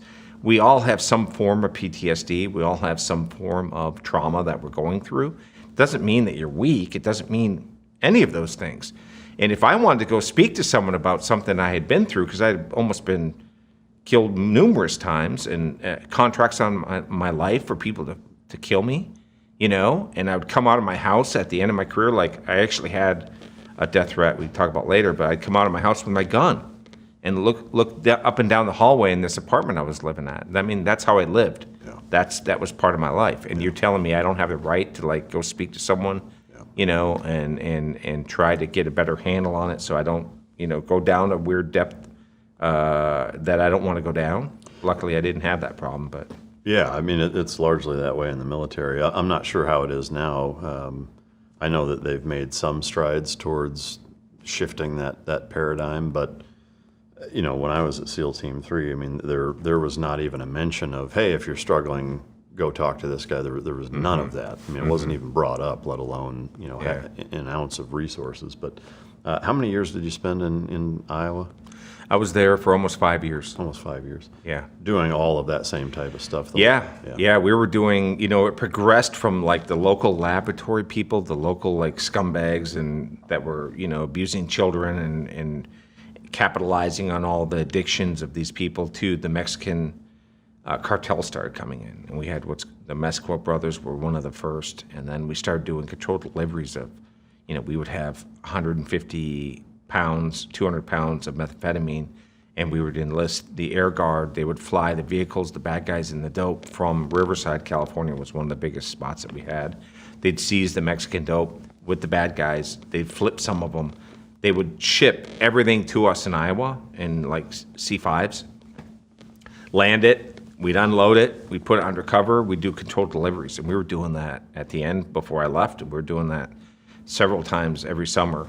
We were doing big cases like that. What is a controlled delivery? So we would have the bad guys. For example, we had one case, a guy, he had 15 pounds of crack cocaine. 15 pounds of crack cocaine. Rocked up crack cocaine is freaking a huge amount of crack. What's the street value on that? I mean, you're looking at multi-million, $5 million. It could be $4 or $5 million because each rock, you know, you might be getting $15 a rock, right? And you might have like 20,000 rocks. That's just a ton of crack cocaine. I had never seen that. You get guys in major cities that haven't seen that much rocked up crack cocaine. And he's driving it from, say, California to Chicago. Trooper does a stop. He finds it with a dog. He calls us. He's like, hey, this guy's got 15 pounds of crack with a gun. And he's going to deliver it to a guy in, say, West Des Moines, Iowa. Okay. We meet with him. He's like, you know, I ain't saying shit unless you tell me I can help myself. If I can help myself, then I want to talk to a lawyer. We'll make a deal. And we would arrange everything with a public defender. The public defender would say, listen, if this guy helps us, we'll go to bat for him with the U.S. attorney. The guy might get 70% off his sentence. And if you have that much crack cocaine, you're looking at a minimum of 10 years. Minimum. Mandatory. If he has a prior drug conviction, what this guy did, 20 years. He's looking at 20 years for this, right? So he kind of figured out, maybe I can make this work for me, and he did. And what we did is, then we had him, we're recording everything, texting, calling the person he's supposed to deliver to, and then they put a meeting location up. We have him in the car, shackled to the brake pad, to the brake pedal of the vehicle. He has no phone. We'll have either an undercover or a car nearby, and we'll do the communication, and we'll set the meeting spot. And when the guy shows up, we'll take him down. We'll flip him. Where's this drug supposed to go? Many times they'll flip, and then we'll take that drug and then bring it to the residence where the people are that are getting divided up to all the runners and the sellers. And then when they call each runner to come get their quarter pound, we take them off. And then you call another one. So from start to finish, you might have 5 days, 6 days of this whole process, from the original controlled, the arrest or whatever, to the controlled delivery of the drugs, to the runners, and you just keep calling runners and you just keep making arrests. You might wrap up 15, 16 people in a week period and not even go home for that whole week. So, I mean, it's just like a nonstop spider web of just guy after guy after guy. Yeah. Pretty much. You mentioned that they would fly hundreds of pounds in some instances of narcotics. When you guys unload them, do you just straight destroy that stuff, or are there instances where you use that for undercover work for either, not obviously you're not buying, but for some sort of leverage, or like, are you ever using it, or does it just get destroyed? Yeah, so what happens is, the first thing is, with anything in law enforcement, you have judicial process. So you have all these people pending court cases. Court cases could take 2 years to go through, right? So that has to be preserved as evidence. Nothing's happening to that. Now, when we were seizing later on in my career, we're seizing 30 tons, 60 tons of coke. We would take representative samples of each bundle. So we might say you might have 10 tons of coke. We would take maybe 4 or 5 kilos of that, test it, keep that as a sample, and then get another 10 tons, sample 4 or 5 kilos of that, whatever the determinant was for the U.S. attorney. And we would preserve those 5 or 10 kilos from each bundle. You might have, say, 100 kilos out of like 60 tons. And that would be sufficient enough to say the purity level of this cocaine, say it's 25, 35, 40%, whatever it is, enough, because in sentencing, whoever goes to jail on that, they have to say, well, the purity level was this. This is how much dope he had. This is where we believe it came from. There's a whole criteria for sentencing. So once that's done, for the most part, we would take it to a big incendiary place, and we would bring out 50, 60, 70 agents, all long guns, and we would bring it, and we would supervise them putting in an incinerator, and they would destroy, 10,000 kilos, 20,000 kilos. Yeah. Is the purity of cocaine generally that low? It depends. If you're getting it directly out of Colombia, you might have 80%. Is it ever 85%? You can have very close to 100. Yeah. Oh, yeah. Yeah. Pure coca. Yeah. And is in the instances of it being down in the 20, 30, 40%, is it cut with all different types of stuff, or are there a handful of things that it's usually cut with? Well, I mean, they'll take baby formula. They'll take anything, a big one was baby formula, right? Just white powder, and you just blend it in there. And they call it stepped on, right? So the more it's stepped on, the weaker it gets. So you might have a dope that comes into LA, or say Houston or Miami on the Caribbean corridor or the Southwest border, and it might come across with 90% purity, right? And then they get it, they step on it, and then that turns into now from 90% purity to 50, 60% purity, and then it's delivered somewhere else, and they say, oh, we're going to step on it, and they mix it up with more, whatever it is, and then it goes to another person, and then they might make it into crack cocaine, and they're going to step on it again through another process with baking soda and everything else they're doing. So that's how you get down into, maybe 25, 30, 40% cocaine, because it's been stepped on so much as it travels upward to different suppliers. Man. Sometimes you see in movies like it being stepped on with like Ajax and like toxic shit. Did you guys ever come across that, or is that more? Not really, because it wouldn't make sense. Why are you going to do that? No one's going to buy your stuff if they're using it and it's all fucked up, right? So for the most part, I mean, it might be shit quality, it might be dirty, the cleanliness, the sanitariness of what they're doing wasn't great, but in the end, they don't want to fuck up the person that's using it, and they're not going to dump a bunch of, powdered bleach that's going to fuck someone up, and they're never going to buy from you again. So, yeah, for the most part, they're going to use something that's going to be actually working. Other than there's been not a resurgence, but a surgence, if that's a word, of fentanyl, now showing up in everything. The only explanation I've heard that even can attempt at a rational explanation of it is chasing a high that puts people on the edge of overdose. Like they want to, like once they're hooked and they're long-term addicts, and tolerance-wise, it's built to a point where it takes them almost overdosing for them to actually feel it and get a charge out of it. As that's why they're putting fentanyl in it. But to me, it still generally doesn't make sense. I mean, I get it for those people, kind of. But, you know, when it's showing up in fake Percocet or Percocet that's laced with that, or weed that's laced with that, is that something that ever came across your guys' radar as not just a problem, but the, I guess, the strategy behind it?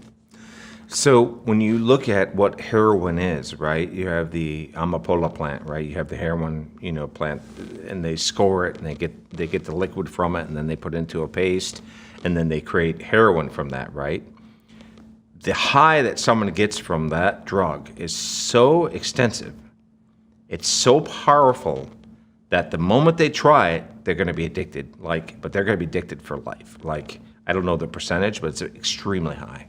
That when they try that heroin, they're going to be chasing that for the rest of their life. The problem is it's very expensive. So then you have the alternative coming out of China, to a lesser extent India, through Mexico. Almost everything's coming through Mexico, right? Because it's a totally permissive environment. You could do whatever the fuck you want in Mexico. No one's going to stop you. I mean, they might act like they're trying to stop you. They might, pretend to kind of be fighting it. But in the end, most of the people that are involved in the transit of fentanyl are doing it because they're going to make a buck.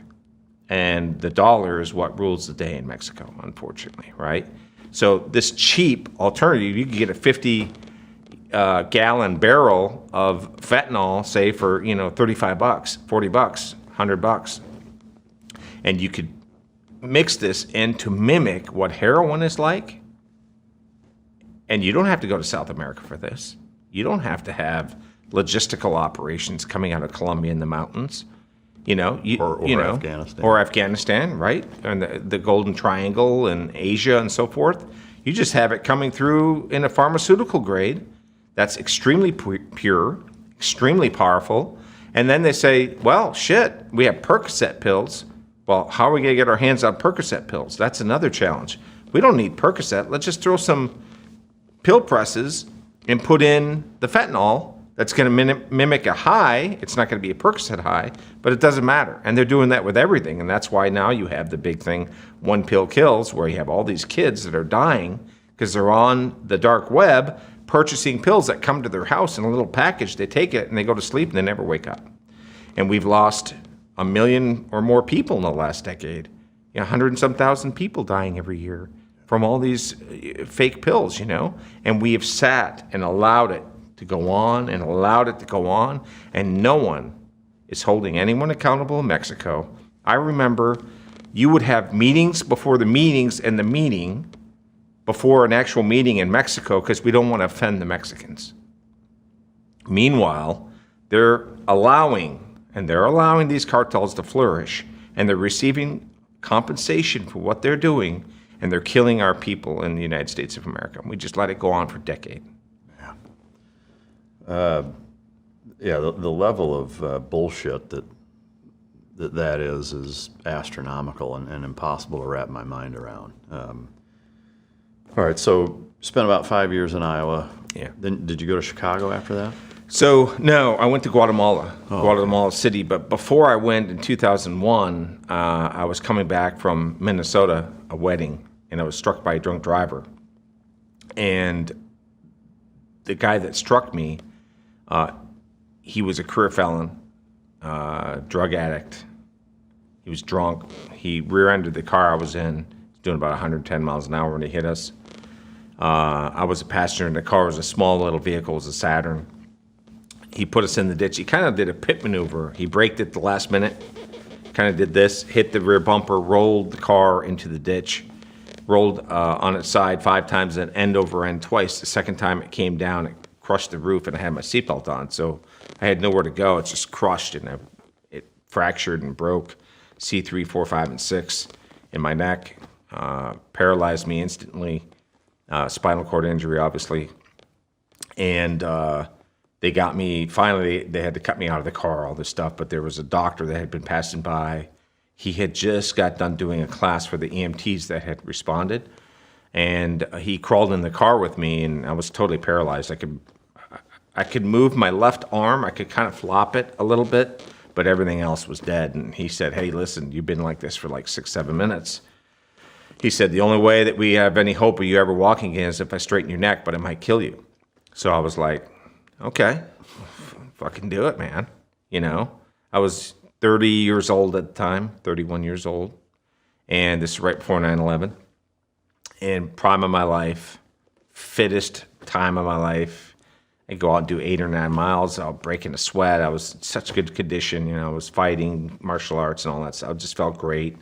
Career choice was, you know, settled in. I'm doing the job I loved. And here I am upside down in the car. You know, my brother had to get me out of the seatbelt because I was unable to breathe with the seatbelt on me because I was just dead weight. And that doctor straightened my neck out, and I just felt electricity shoot through me. And I was like, holy shit, I just felt something. He goes, don't fucking move. And he held my neck. They came in with a backboard finally after they cut me out and all, like a half hour later. And I was having a hard time breathing. I was really fucked up. And they airlifted me out. And I just started, you know, went through a whole series where I had to be stretched out. They had to drill holes in my head, stretch me out, allow the swelling in my spinal cord to go down. They can't do surgery right away. So I spent like 3 or 4 days in this traction table, and I still couldn't move. I was still like paralyzed. Even though I had felt electricity, I didn't have, oh, I'm good. You know, I was pretty fucked up. So, and I was referred to it as like a Clockwork Orange. If you ever read the book and see the video or the movie they made, where the guy's strapped to a chair and his eyes are pried open with these little metallic objects that keep his eyes open, and he's just like kind of sitting there doing this. That's how I felt laying on that table. I was like, man, I can't. I don't know if I can do this. Paralyzed from my neck down. I don't know how I'm gonna do this. And so they did surgery on me. I'm just in and out the whole time because I'm so messed up. They have me drugged up, so I'm not, you know, freaking out, which I was still freaking out a little bit. So I remember when I started kind of coming to it after the surgery, this nurse was sitting next to me and like 2 feet away from me, like just looking at me. Like, I'm like, I must be really messed up because they have me hooked to all these devices and they still have a nurse like watching me. And that was for like 24 hours when I got out. There's different nurses, right?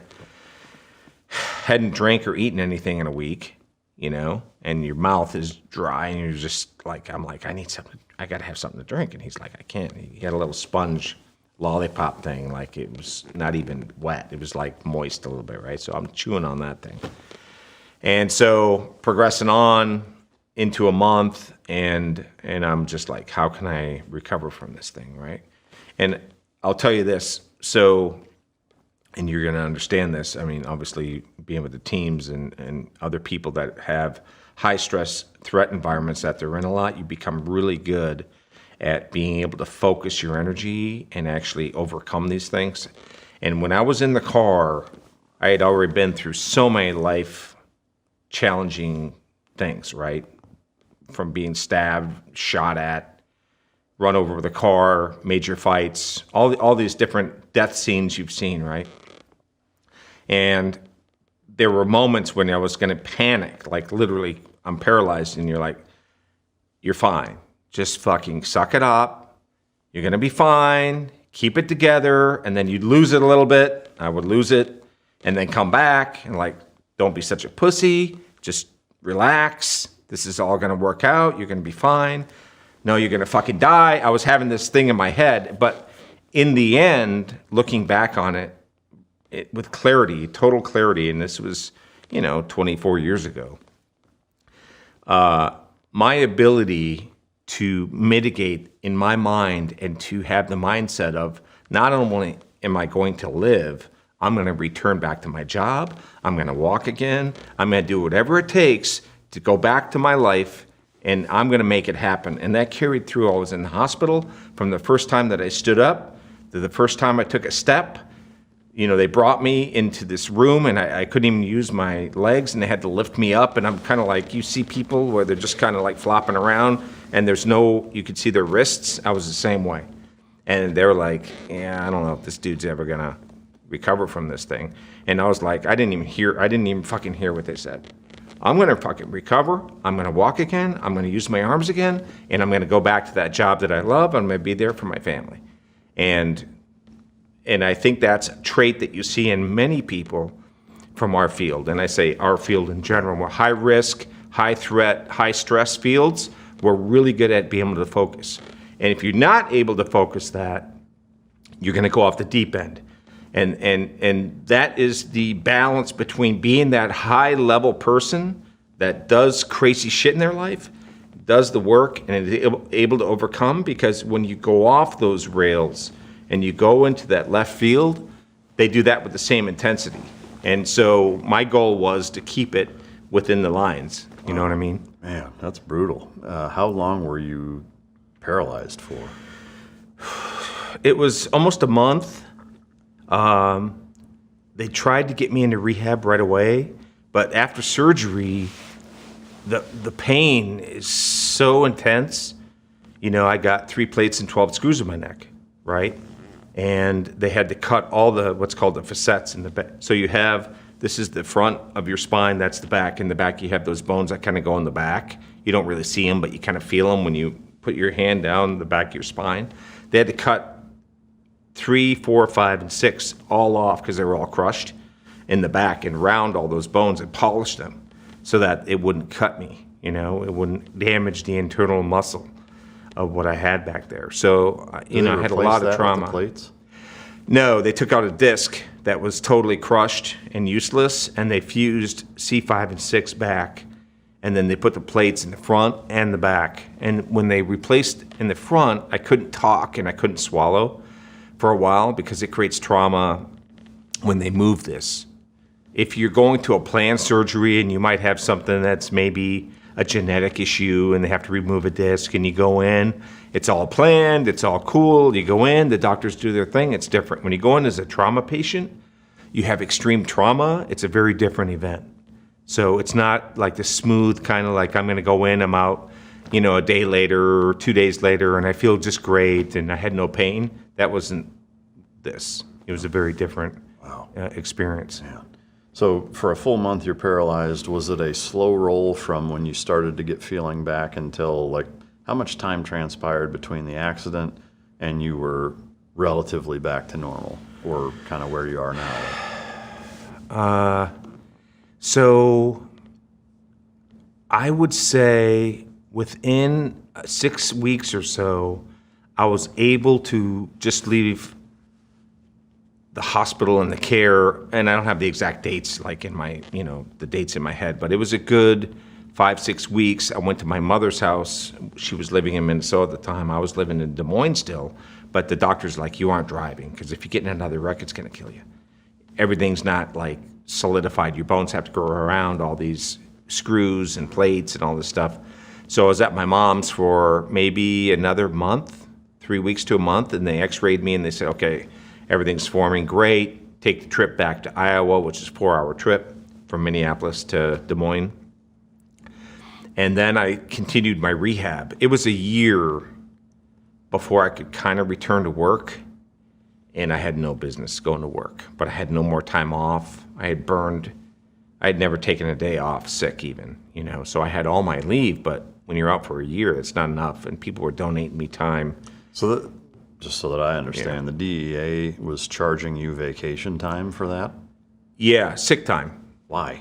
Because, so unlike the military with federal law enforcement, every 2 weeks you might get 3 hours of sick leave in your bank. Was there not an exception made because it didn't happen on the job, or? Yeah, it didn't happen on the job, so it's a very different thing. If it had happened on the job, then I would be on a workers' compensation, but I wasn't on workers' compensation, that so still therefore seems fucked to me. Yeah, that's the difference between and we would talk about that when I was flying helo missions with SF guys or teamwork on the water, whatever it is.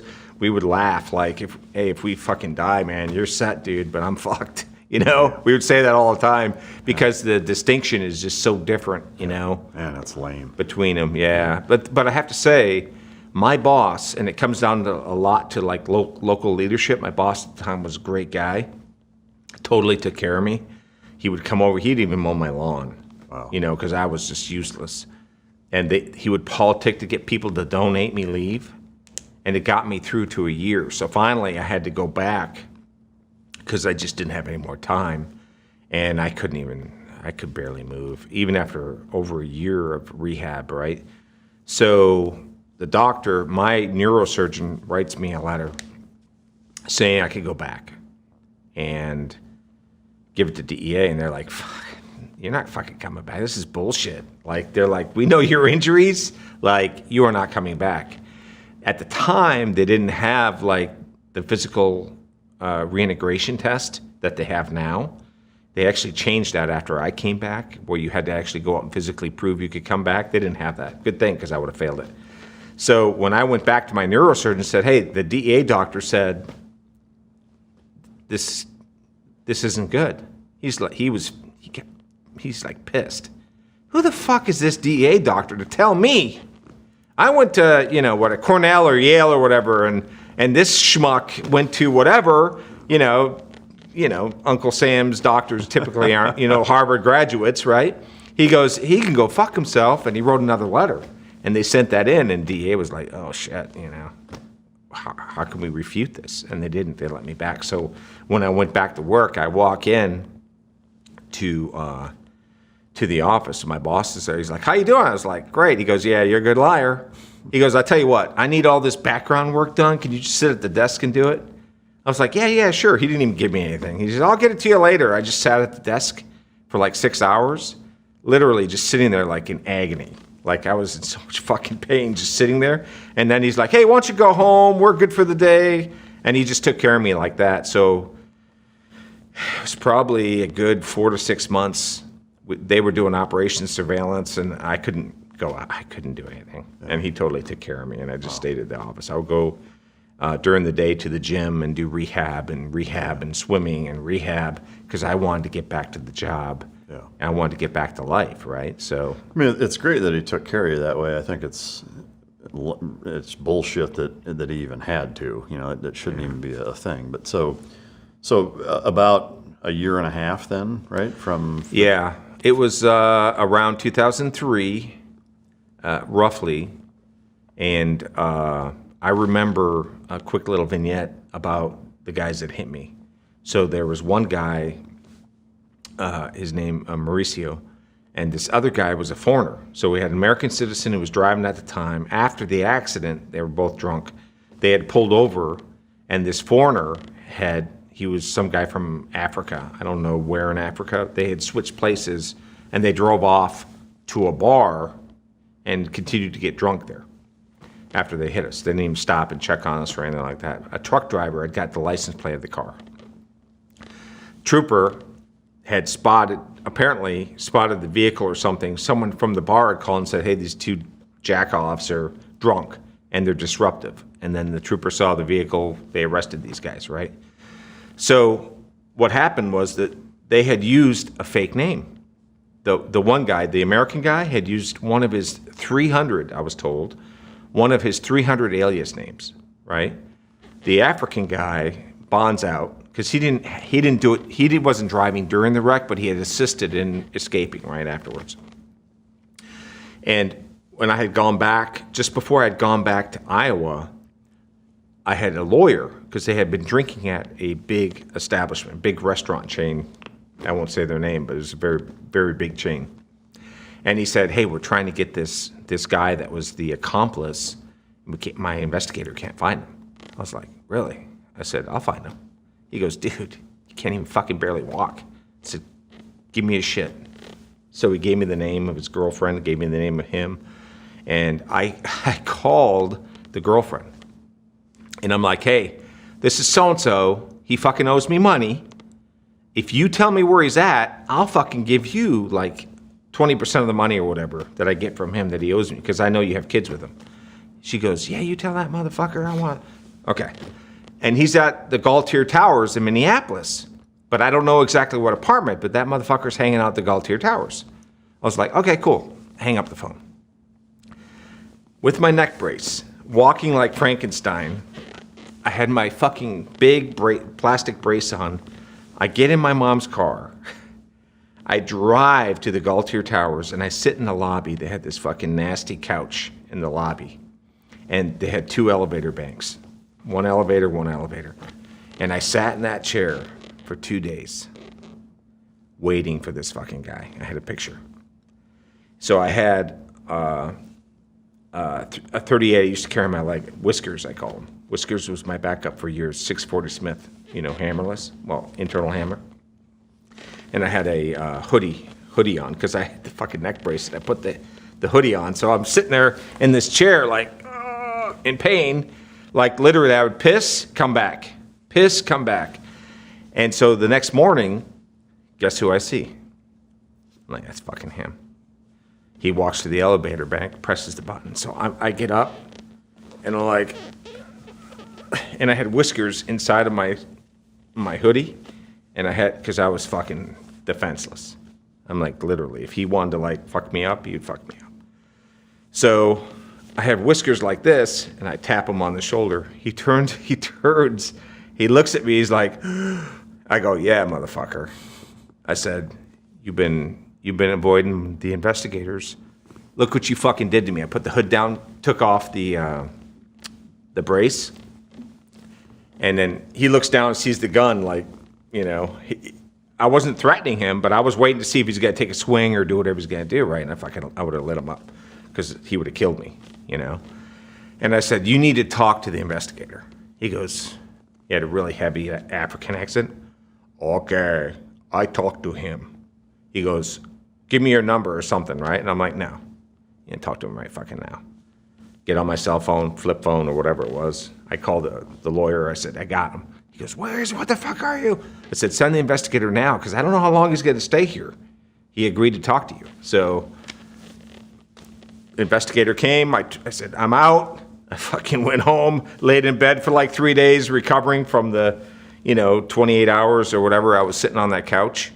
And so the case ended up going through, but the other guy absconded for 20. He used a fake name, and he's gone. I go on with my life. Obviously go back to DEA, I'm working. And after about 1.5 years, I'm able to do a lot that I used to do, but I'm still pretty fucked up. I'm a lot weaker than I was from the spinal cord injury. I can't feel my arm. Even to this day, I can't feel it, but I can do everything I need to do. And it was like that then. It just took a lot of work. I had to go do a lot of cardio, a lot of calisthenic work, a lot of pool work, things like that to get back. And I said, okay, I'm going overseas. That's why I joined DEA. We're all overseas. That's where the big players are. A spot was open in Guatemala. There were like 75 people on the list. And I told my boss, I said, I need to fucking go overseas. He's like, are you sure you want to do that? I'm like, yeah, I'm back. And we have a saying in DEA, who's your rabbi? Who's your rabbi? And he goes, you ain't got no rabbi. I said, yeah, I do. And he's looking at me. I go, I got you. And he started chuckling because he had come from New York City. He knew a lot of people, but he kind of wanted to be in the last years of his life with DEA. He wanted to be in a quiet environment, which turned out not to be quiet because Des Moines exploded with methamphetamine. He goes, let me see what I can do. So sure as shit, he knew people, and the rabbi got me the job. Yeah. Man. So I go to language school in end of 2003. I'm in Guatemala. We're working fucking huge cases. Hezbollah terrorism. Got to work on a big case out of Miami called Operation Titan. You can Google it. It was a global investigation. Good friend of mine was the undercover. I did the money end of it in Guatemala, where all the money was collated. We seized about $24 million in cash. And that was basically Colombian traffickers working with Hezbollah to launder funds that obviously were going to be utilized by a terrorist organization. Wow. All right, so you make a relatively, or you relatively recover, at least get back to the point where you can be physical enough to get back on the job to some level You request to go to Guatemala. They send you down there. Now you're working some really, really big time stuff, and these cases are what sounds like dwarfing the stuff that you did before by comparison in volume and money and connections, terrorism outlets, et cetera. Can you walk us through your time there and what you did? Yeah, so at that time, in these overseas spots, they call it basically, you're an overseas guy now. You get to go overseas. It's like part of a club, right? It's like a big deal. Because the overseas slots are so coveted, right? So when you get down there, you're expected just to work your ass off. And we did. We worked our asses off. There are some spots you go to which are pretty easy and some that are not. Central America, South America, Colombia, Venezuela, tough. Argentina, not as bad, right? London, come on. You're not really doing enforcement work. Well, fuck, London now, I bet, is a whole different ball game with, the migration of half of the Middle East having gone there and the connections to the opium trade and whatever. I would bet that London's probably not as cush as it used to be. So Maybe with us, it's all about L&O work, liaison work. So in a country like in Britain, it's basically they have the agreements where you're hands off. Oh, okay. You're there just to provide us what we need in your country or in your territory or whatever, because this is ours. I got you. And we're first world, so we're going to take care of it. We'll let you in on what you need to be aware of, kind of thing. So you're just L&O. Yeah. You're just basically, a high paid, kind of chilled back, kind of like a liaison guy. Yeah, it's like a Twilight tour kind of thing. Yeah. So in Guatemala, you were handling more of the finance type stuff, is that right? Well, it depends on the case. So we would have jungle missions where we're doing, it was called Mayan Jaguar, which was, they would go out and look for the aircraft at the time that were flying with all the cocaine-laden aircraft coming from South America. So they would have hundreds and hundreds of flights every month, every 3 months, whatever, that would come and land in the northern Petén region of Guatemala, and they called it the graveyard.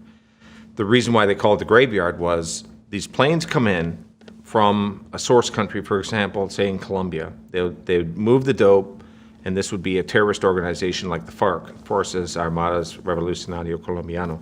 They would move it to Venezuela, which was corrupt, would take the narcotics, put them in clandestine airstrips on planes, fly them up with bladder tanks in the aircraft. They'd have like, say, a ton or 2 tons.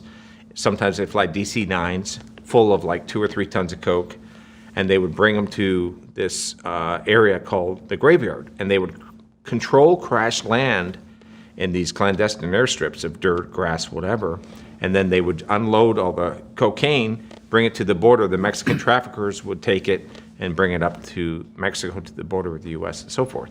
And you just had hundreds of aircraft remains, because they just, after they unload the cocaine, they're going to douse the aircraft and burn it up. So you had just wreckage everywhere from all these aircraft. So we had at the time a program called Mayan Jaguar, which allowed us to go hunt these aircraft that were coming in, try to force land them. We worked with SF, 7th Group guys, and the Air Force Chet out of Honduras. And they'd bring all of the aircraft up, and we would use that. We would train the national police. We'd work with the Caibiles or the Caiman, which are their special forces, and train them how to do this stuff. And we'd try to be as effective as we could.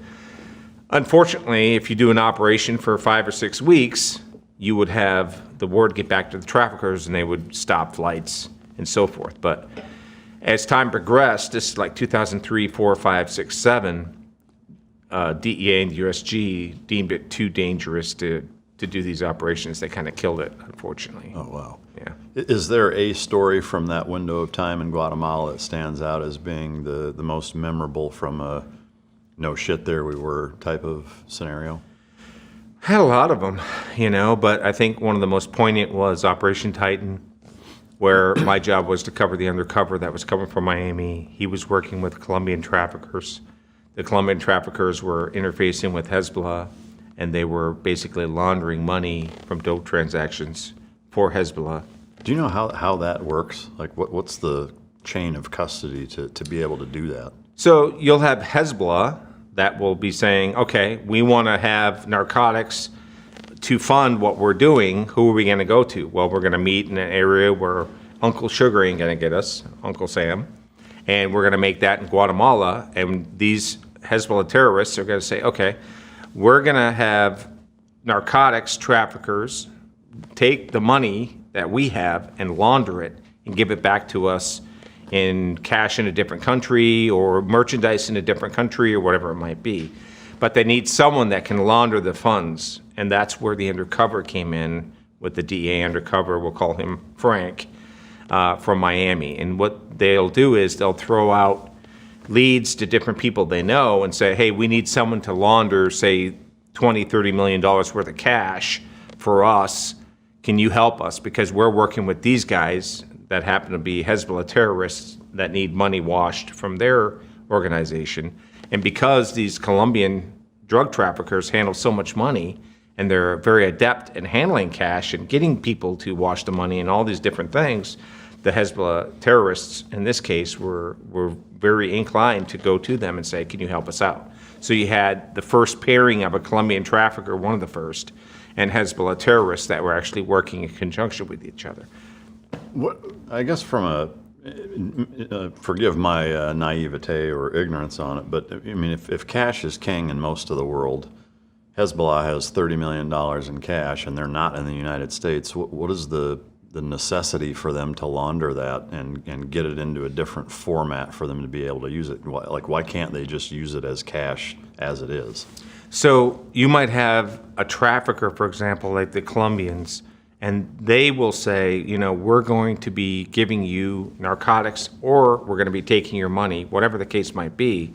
But money is a problem because if you have a bunch of cash in a certain part of the world, you can't just move that cash around because it's so bulky and it's so much money. You might have $10 million might be, how are you going to get rid of that? How are you going to legitimize that money? You have to be able to legitimize funds to utilize them. You just can't show up if you're trying to pose as you're a businessman with a bunch of cash and throw it into a bank. That doesn't work that way. So you have to legitimize your money, and that is how you have to have someone take that money, put it into a business, and then make that business money accessible through maybe a contract, or you might be able to interface with, a terrorist organization that has a cover front of a business, right? So it's essentially, it's the bulk of the physical cash itself that presents a problem, and they want it in some sort of financial system. So instead of an M1 money, an M2 money, and be able to wire it and move it around electronically. Yeah, because you're dealing with an organization that's based out of, say, Lebanon, but they have their reach across, many countries across the globe, okay. And you just can't be sending cash all over the place. Right. And that's where they came up with, utilizing other organizations such as other drug traffickers, or what they call, they have other ways that they can move money that they don't even have to physically, move the cash. They could say, hey, I have $10 million here of this, or I have $10 million of merchandise. I'm going to go ahead and ship this merchandise to so-and-so. Then I'm going to have a bill of lading that's going to say that you are the one that's supposed to procure that. But in paper, maybe you're going to get that, but those goods go somewhere else. And then your money becomes legitimized because now you could say, well, I just received and sold all that equipment. See what I'm saying? So there's a variety of ways that you can do those things. And is it, in these other countries, in Mexico, Guatemala, Venezuela, et cetera, are banks there not an option that Hezbollah could just, move $10 million in cash, put it in the bank there, and they have some sort of deal where they take a percentage of it and look the other way? Is that still a problem because then the U.S. government can freeze assets monetarily that way, or what's the rub? Well, so you're going to have, every country is going to have some kind of control over what money comes and goes. And there are agreements with the U.S. banking system, because if you have a bank that has a nexus with any kind of U.S. financial institution, they're going to be open to inspection and scrutiny from the U.S. monetary system, right? And it's a global economy. Everything's global now. So unless you're specifically utilizing, the Bank of Southern Lebanon that only deals with Lebanese banks and it doesn't go anywhere else, they're going to have potential exposure that somewhere down the road, someone's going to see something that's going on. Okay. This is further down the road, but since it's related, I'm just curious if it ever became a problem from the DEA's standpoint, is crypto. Do you know if terrorists and narco-traffickers have been able to utilize crypto to circumvent having to do a lot of that, or does it still present a similar problem? Yeah, so I remember when I went to headquarters in 2017, I was the deputy over financial operations before I went upstairs, and I was the horse holder, the XO for the deputy chief operations. We were working on cryptocurrency. Treasury was developing laws and protocols to deal with crypto, and my eyes were pretty open because we were running the new version of DEA and cryptocurrency and different in our investigations, right? And there's really, in some of these cryptocurrencies, there's no way to track what's going on, or it's extremely difficult to track. So we started seeing what they were doing, they were utilizing, because you could take $100 million on a cold wallet and just bring it anywhere you want in the world. And then the problem is going to be, how do you get that money with the crypto? At some point, you're going to have to cash that crypto in to get money. Yeah. And to bring it on a smaller scale, for example, if you go to Los Angeles, you'll have ATM machines that are crypto ATM machines. And you could pull out $200, $300, $400, $500 at a pop, right? Whenever you want. Now bring that onto a big scale where you might have MS-13, 18th Street, all these different gangs, Tren de Aragua, and they're sending money from different countries in larger quantities. That's where the problem starts developing. And then you'll have people, and this is something that we worked on with DEA, that will say, I have all this cryptocurrency, but I'm not going to go to an ATM machine. I'm not going to go to a bank. I'm not going to go to an actual person, a broker that can give me the cash so that it's allotted specifically and reported to the U.S. government. So what they were doing is they'll go to these marketplaces, kind of like a Facebook marketplace kind of thing that's kind of off the charts, right? And they'd say, hey, meet me. I've got this cryptocurrency, whatever it might be, Ethereum, it might be Bitcoin, whatever it is. You cash it, I'll give you 2% of it, and we keep this under the table. But they would show up and they'd get kidnapped, robbed, and killed. And then they'd get the password for their cold wallet, they'd get the cryptocurrency, and then they just kill the people and walk away. So when we were working with DEA, we were doing a lot with LAPD homicide. We had to make sure that, we'd go out and do these deals for these individuals on the marketplace. We'd do reverses. We would do like a reverse thing where we would say, we have the cryptocurrency posing as a drug dealer or whatever it might be, and then those people would say, we'll cash that for you, we'll give you the money. We know it's illegal because we're laundering funds, right? And then we'd do that, obviously with the assistance of the prosecutor to make sure we're hitting all the correct digits, make sure everything's by the books. We'd go out and do the deal, but a lot of times we would have to run through LAPD homicide or LA Sheriff's Office to make sure, because we would run into individuals that were just ripping people off and killing them and kidnapping them for that. So that's more of on a United States lower scale, but on a bigger scale, it's basically the same thing. It's just bigger numbers. Yeah. There's an interesting double-edged sword with crypto that way, in that the whole point of it is decentralized to avoid, state governments and big banking, international banking institutions being able to control, monetary means and policy, et cetera.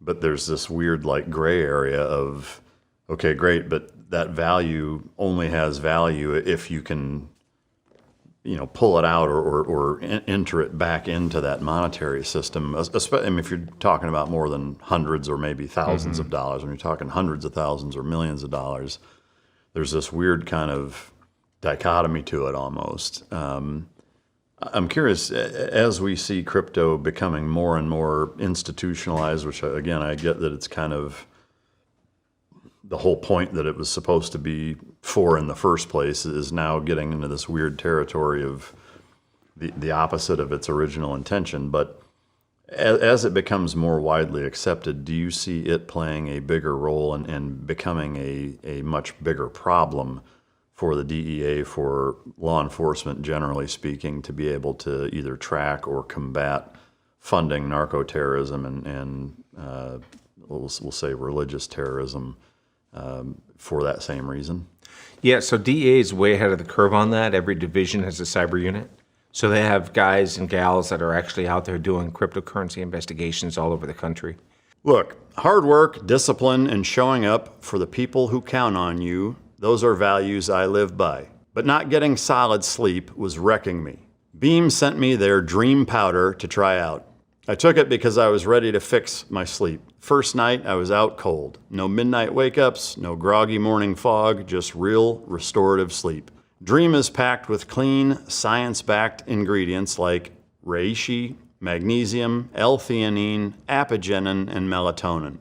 Stuff that actually works together to help you fall asleep, stay asleep, and wake up ready to tear into the day. Plus, it tastes great, doesn't leave you with any of that nasty crash or brain fog. So here's the deal. Beam is giving my listeners the ultimate Patriot discount of up to 40% off. Try their best-selling Dream Powder and get up to 40% off for a limited time. Go to shopbeam.com/micdrop and use the code MicDrop, all caps, all one word, at checkout.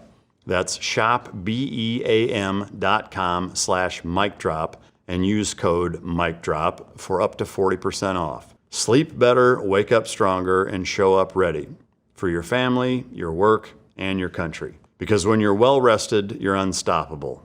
And this country needs more people like that. The problem with DEA right now is they're looking at scaling back their overseas capabilities. And that's something about DEA that's been so powerful and made us so adept at going after traffickers, because we could do it anywhere in the world we wanted to. Literally, I have picked up the phone and gotten something done, say in Pakistan, say in India, say in Argentina, say in China. We've even done things in Asia where you'd think we'll never get anything done. You could get things done. South Africa. Anywhere in the world, we've done it. And now they're going to erode that because I guess they're going to be either taking away the power from DEA, maybe give it to HSI, or they're going to be transplanting it to some other agency. I don't know what's going to happen with that, but I think they've seen an issue and a loss of confidence in DEA, and it's really not, in some aspects, their fault because, like I said, leadership has just been transient. Yeah. In and out, in and out, in and out. And the future of money laundering has far surpassed that of, just the cash. Now we do have cryptocurrency, and you could do it kind of like what's called Hawala. Hawala is where you can move money just with a phone call. Like you might have a guy in New York that calls a guy in Pakistan. He said, I have $10 million. I'm going to move this to your whatever, and you're going to move that $10 million to my whatever, and we're going to do it simultaneously, and they just move it. And then they just forget about it. Like, okay, there's your 10 million, here's your whatever, and you forget about it. With cryptocurrency, it's kind of the same thing. It's just electronic transaction that you say, okay, it's done. So I guess the problem that it sounds like would be presented, and I'm curious, how would the DEA combat if it's done purely with whether it's cold wallets or even, online digital wallets, that aren't, I guess, susceptible to the standard banking institution's ability to freeze accounts or whatever. Let's say a person A and person B, it goes solely through crypto wallets that are decentralized on a blockchain that aren't hackable or accessible by any type of law enforcement. How do you combat that then? So what happens is in all of these nefarious actor conditions, whether it's, in Asia, whether it's in South America, you have known players that are big in the space. Just like when you're combating terrorists, right? Or terroristic plots. You kind of understand where they might be, and you have to get human sources. You have to focus resources on them. And that's why it's important that law enforcement has the resources that they need. That's why DEA needs to maintain their overseas presence. That's why they have to have crypto investigation teams. And you have to not lose the focus on, you need individuals in that space, whether they're informants, whether they're undercover, no matter what it might be, commercial informants, whatever that is, you got to have that because they're going to be that tripwire that's going to notify you, hey, this guy's an emerging threat in this space. We see that he's doing whatever he's doing in that space. We need to keep an eye on this guy. And maybe we need to start putting a little bit more scrutiny on what he's doing. We'll put someone into him. We do that all over the world. We might see something that's going on. We'll run an undercover into him, and we'll put the undercover into the guy or the gal and be like, hey, what's going on? We'll create an atmosphere where we can actually broker a meeting And maybe we can start working a business with them in some aspect, see what they're doing, to probe what they're doing. And that's how you maintain a pulse on what's going on. You're not going to get everything, but you're going to have a damn good idea of what you have out there. And you're going to be able to get to someone at some point somehow. As your last years that you were operational, did you see a bigger shift going to cryptocurrency from narco organizations moving money back and forth? So you have Mexican cartels still move cash because Mexican cartels control everything in the United States. They really control the global drug trade in essence, okay? The largest, consumers of narcotics are in the United States, right? And the Mexican cartels are in a neighboring state, right? And it's also, not only is it just an environment where it's a free-for-all, the proximity alone is killing us, right? Literally killing us, as well as opening up business.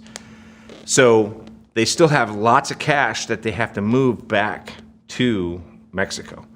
And it just makes sense for them because of proximity just to move cash. And they're still doing that the old-fashioned way. Because when you go into Mexico from the U.S. border, for those people that haven't done that before, you just drive right in. Half the time they don't check you. It's not like the U.S. where you see the lines on TV. If you've ever seen the movie Sicario, where they have just lines and lines of people coming to go into the United States from Mexico. You just drive right into Mexico. There's no checks and balances. There's no checking your car. It's very infrequent that they do that.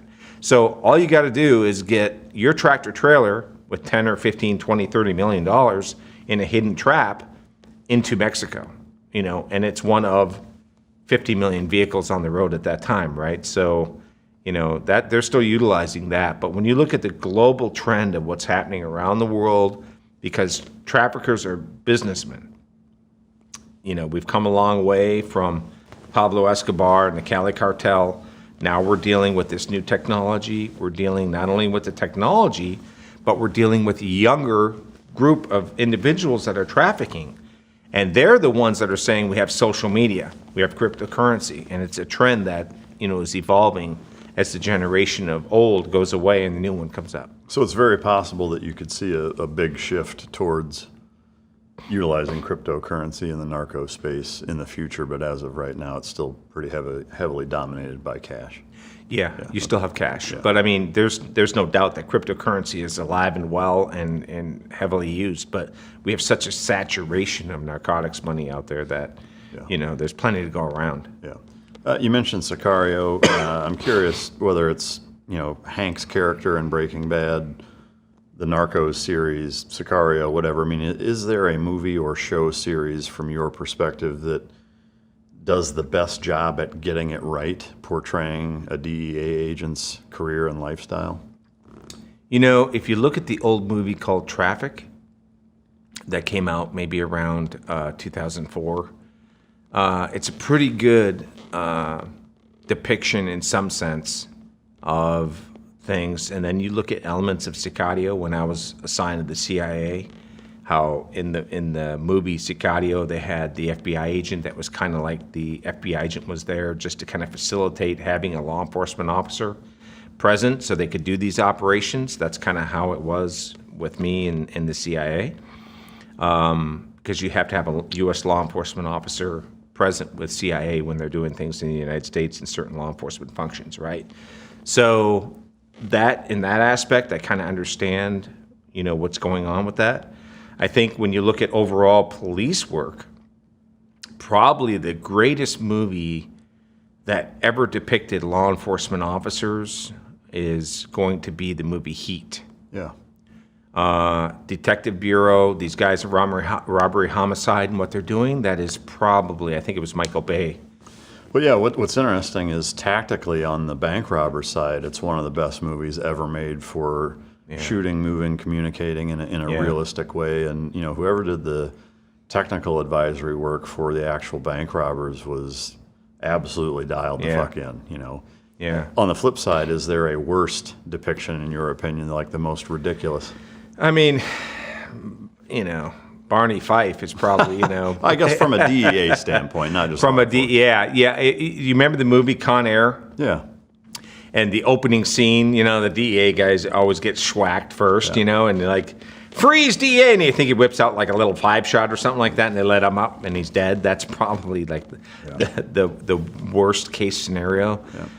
When you're talking about, you hear a lot of guys that will say, I was undercover. I heard one on a show about a month ago. It was actually a female FBI agent. I was undercover. I think her career was like 6 years, 7 years on the job or something like that. And I'm like, I'm not an undercover guy, never been an undercover guy, but I do all of the force protection. I did all the details with that, and I was really good at that. I was not an undercover guy. I walk into a room, they're like, this guy's a fucking cop. I just was not an undercover You're not guy. enough of a dirtbag to be undercover. Well, listen, the undercovers that I knew were just kind of built for it, And not only were they built for it, but they would work on being that undercover guy, and they were really into it, and I really wasn't into it. Yeah. I liked being that guy that was running the actual, operation. And a lot of people don't understand that there's a lot that goes into it. I'll give you a quick vignette, super fast vignette. We were doing undercover. This is actually in Chicago, and I had just come out of Guatemala. So I speak fluent Spanish, and I was listening to Guatemalans for the last 4 years in Guatemala, and we're setting up a deal in Chicago, and the undercover is doing a meet with them inside of a restaurant, very controlled, a lot of people around. We had 20 guys, at least there, long guns, everything. We would have easily overwhelmed the force that they had. Maybe we're figuring 4 or 5 guys. We're safe. And this meeting was just a meeting just to have meet and greet, and we're going to do a surprise flash. A surprise flash is my guy, the undercover, is saying, I'm going to buy 20 kilos of coke from you. We'll buy it, say, for $30,000, so we'll have $600,000. We're going to pay you, whatever, $500,000. And then we'll work out a deal. We'll meet again. I'll get a sample from you of the coke. Give us a few ounces, we'll sample it, make sure it's good, and then we'll have a meeting where we can actually do the transaction. That's what we're going to do. And when they walk out of that restaurant, we're going to have a car come up, but the trunk just pops open, and there's going to be several duffel bags in the back of this trunk, totally a surprise, and our undercover's going to unzip one of them, and it's going to be full of cash. And he's going to say, I'm ready when you are. Zip it, shut it. The car drives away. Of course, 10 more agents on that with all, M16s, M4s, whatever, and they leave.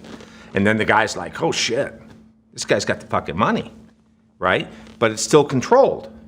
We have the undercover, he's at a restaurant, they didn't know this was gonna happen, totally a shock to him, but he's going, oh shit, so it gives them incentive to get the coke, make the deal, we'll do the bust later, right?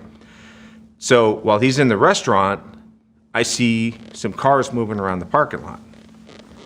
And I'm like, okay, we're just doing surveillance. I'm listening to the wire. We still had wires at this time. And he's in there talking to this guy, and the phone rings, and I hear a Guatemalan accent over the phone. And I'm like, that's a fucking Guatemalan right there, right? And I see a panel van looping around. I see a dude on the phone. And I'm hearing it, like I'm seeing it all, right? And it might be hard for someone to envision, well, how can this guy fucking hear the phone call, see a panel van with a dude on the phone? And let me tell you, when you live in your car and your surveillance is what you do every fucking day of your life and you're depending on it, you get really good. I could fucking, with binoculars, see someone lip syncing and hear it on a wire, and I can actually put it together kind of thing. That's how good you get at reading an area when you're doing an operation. Bottom line was, I heard them talking, they were going to kidnap this guy and hold him and have someone bring the money. And that's what I was hearing over the phone, basically in code with the Guatemalan accent. This guy didn't hear it on the phone.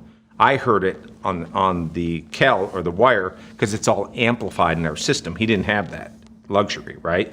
So then we have to text that guy, make sure you don't fucking come out of the restaurant. We send extra guys undercover into the restaurant. So we have in that restaurant now, we got fucking 10, 12 guys in the restaurant with the undercover. He's not coming out. They want him to come out.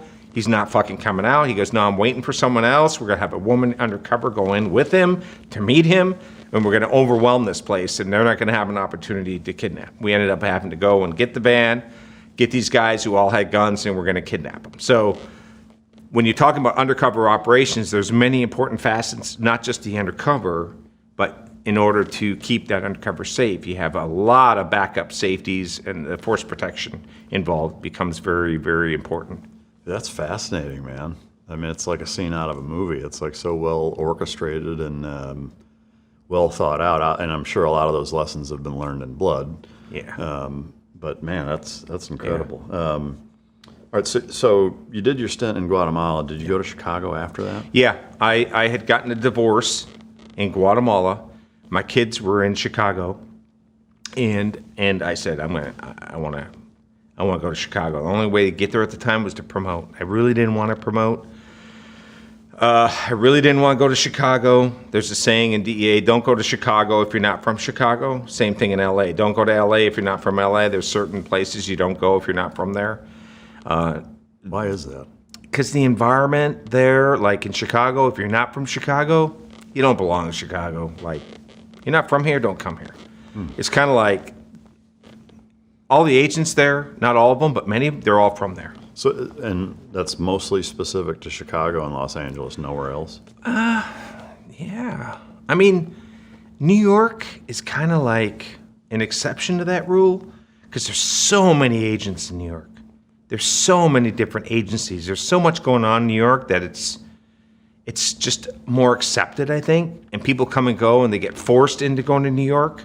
It's like people get forced to go to the border. They get forced to go to New York because they can't fill spots. So with your spot in Des Moines, you being from Minneapolis, is that considered, you're from the Midwest, so it's kind of the same, it's okay? No, that doesn't happen there. You could be from McAllen and go to Des Moines. Okay, so you a could smaller be from Boise. station. They don't give a shit. Yeah, okay. Chicago, very different. Like, they're all like hometown gals and guys, and it's coming into that, it's very hard to get accepted into it. Was that your experience? Yeah, it was tough.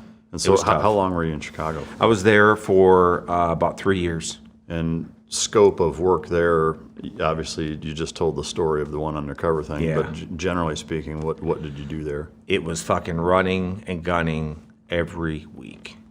Every fucking week. Was it mostly cartel? It was all Sinaloa cartel work. Really? So we were kicking doors. We were doing surveillance. We ripped probably total maybe around $35 million in the 2 years I was there. We had a program that was called Green Machine Task Force, and one of the agents came up with to track money counters because you have so much money in these houses. The Sinaloa, let me set the stage for you.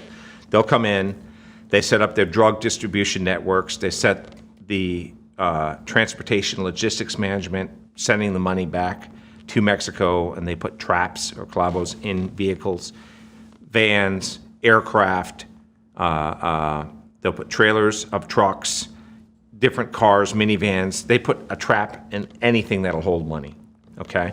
And they send it to Mexico because you have so much going on in Chicago. Chicago is it's the second largest population of Mexicans in the country. First is LA. But the market for the drugs is far beyond LA. So Chicago, for the cartels, is critically important. And we had, the setup there was enormous, and we couldn't seize it all. We were just out there just banging up these houses. We would hit, we would go out, we would have information on these money counters, right? The program's gone now because OIG said you can't do it because you're getting too much information based on someone that has a money counter, and it's too much scrutiny. Anyone could go out and buy a money counter. Why are you going to start following people around that have money counters? But that's not exactly what we were doing. We would look at the money counter, and we'd look at the history of what they're doing. We'd go out and look at the house that would have all this security on it, cars coming and going. We'd see people going in with duffel bags and coming out empty-handed. Well, they're going in with duffel bags of money, right? And then we would have these people just showing up there. They'd be going there every day. You'd have 3 or 4 people going to work every day. They'd be in the basement with a money counter on a table counting money all day long, 8-10 hours a day, just counting money. They'd go home at night, and then they'd stack this money up in rooms. till you have maybe $4, $5, $8 million, $10 million, $15 million. And then they would bring it into a vehicle, bring it to another place where they collate all the funds, put them in a big truck with $5 million in the airfoil of a truck, $2 million in the trailer, and then they'd load a cover load, what's called a cover load, where they'd put some kind of product in the truck to make it look legit, and drive it to El Paso. They'd drive it to LA, San Diego, and they would bring the money into Mexico. So our job was to disrupt that, seize the funds, and I'll tell you a story. We went to one house, they were going to have about 300 or 400 kilos in a car, and had a trap where the whole vehicle would lift up. You'd press a sequence of buttons. So you'd get into the vehicle, look absolutely normal. You turn the headlights on, you'd hit the high beam, and then put the radio station at 101.5, and then hit the brake pedal. And then the car would raise up 1.5 feet, and there'd be kilos in a hidden compartment in the vehicle. Wow. Right? So we had guys that were trap experts. That's all they did was traps. And they would get into a car, look at it, and like the second or third try, they get it. Like, I mean, you're just like this. The guys are gurus at this shit. That's all they do. They go from case to case, opening cars up with traps. That's incredible. It's crazy, right? Wow. So in this one, we found the car, and one of my guys called the trap guy, and he goes, "Oh, it's a Aerostar 2006 Aerostar." He goes, "Do this," and sure as shit, it worked. He goes, "Oh, okay, man. All right, I'll give you a coffee. All right, cool, thanks. Good luck." No dope was in that car that night, right? But when we went to the house, we went to the back. We didn't go to the front. And the guy opens the door, and this dude is straight out of Mexico, northern Mexico. He's got the silver teeth. He's got the pito belt, white leather, white boots, the whole thing. And he looks at me, and I look at him when the door opens. And I was like, "Tienes armas en la casa?" And you have guns in the house. He's like, "See?" Just staring at me, right? And I'm like, we had other information, but we were going to do a knock and talk. A knock and talk is where you just ask for permission to go into the house and search. And you can do that legally. It's not a problem. We had enough to actually go in and do some other things. We didn't want to do that because the more you write, the more information that gets discovered to the cartel, the more that they can start putting things together, what your case is. So we'd rather go in and just get permission and go that route. In this case, I felt it like a necessity to actually grab him, handcuff him. A pit bull came running, kicked the pit bull. The pit bull actually just ran, hauled ass, left. We come into the house. Who else is in the house? No one's in the house. Well, they had picked up the coke. We didn't know it, right? But at the front door was it's like silver-plated AK-47.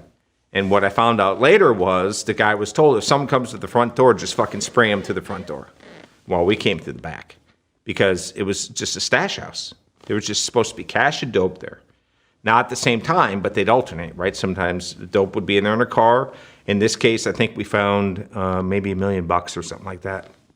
That happened to be leftover money from something. It was like we were dealing in millions and millions and millions of dollars. It was nothing to have a couple $1 million or $1 million was like a joke. We're like, shit, that's all we're getting out of this thing? We wanted big hits. So as we're wrapping this guy up, we were looking to do something with him, and the prosecutors really didn't want to do anything with him. Like, so you got him with a rifle, and the trap's empty, and $1 million. So what? We don't give a shit, right? Well, at that time, a car pulls up, and these guys worked directly for the Sinaloa cartel. They didn't know who we were. It's January. The snow was blowing sideways. It's like 20 below. We all had hoodies on. These guys roll up. They're yelling at, I'm the only one that speaks Spanish in the group. I'm the boss, right? And they're like, "You lazy fox, you need to get that shit. We're doing whatever." And we're like, "Oh, yeah. I'm like, blah, blah, blah. So then I walk out to the car with another guy. We pull them out of the car. They have guns in the car. We wrap them up. We bring them into a local PD, and we start questioning them. And because they have the guns, these guys were in charge of shit. And we tried to see, they're not going to flip, right? So we call the prosecutor. Prosecutor's like, "Listen, you ain't got shit." So they have guns. Big deal. Fucking cut them loose. We're not going to waste our time. I'm like, fuck. So we tell. I'm assuming they're not legal citizens? Or are they? Those guys at the time were. The other guy was not, but they still didn't care. I mean, it was like one guy. Like, what are you going to do? Hold him for what? He's in a house. It's not even his house. There's a gun there. It's not his, They didn't give a shit. So we tell those guys, hey guys, guess what? We're cutting you loose. And they're like, whoa, whoa, whoa, whoa. Fucking arrest us, man. Put us in jail. We want fucking charges. We're like, nope, you're not going anywhere. They're like sweating it because they know what's going to happen to them. The cartel's going to think they're talking, right? And they weren't. But we're like, hey, dude, we actually wanted to lock them up, but prosecutors are like, nah, we're not going to do it. We ain't got enough, you know? So we cut them loose. Well, a week later, one of my task force lieutenants comes into my office. He's like, bro, and he puts spreads pictures on my desk. They had on a table where an arm, a leg, a torso, a head. They had chopped those guys up, put them in bags, and dropped them in the street next to that house. Wow. Like a week later, they had flown. We found out a couple of sicarios, or what they call contract killers, flew up, got them, tortured the shit out of these guys. Fucking stabbed them, cut them, tortured them. And of course, they didn't do anything wrong. I mean, they were committing violations of law. They were heavily involved. They thought they were cooperating, and they killed them and put them on the street. There's a sign like, you want to talk to the cops? This is what's going to happen to you. Damn. So that's what we were dealing with every day. Wow. Not every day, but it was a lot of work. Have you seen Ozarks? The show? Yes, I only saw a couple shows like Breaking Bad. I didn't even know what that was until like a couple years ago. Yeah.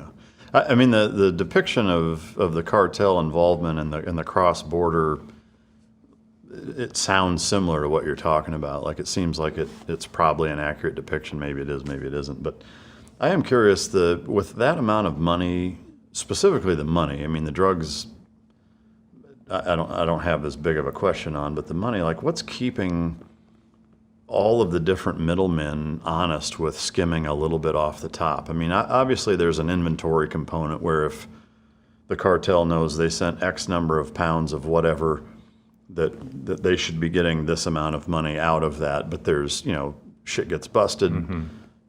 Like, is that something you guys ever encountered where guys are skimming off the top, and how would cartel bosses in Mexico that never come in here keep them honest? I mean, I know they can send people up and kill them, but how would you even keep track of that?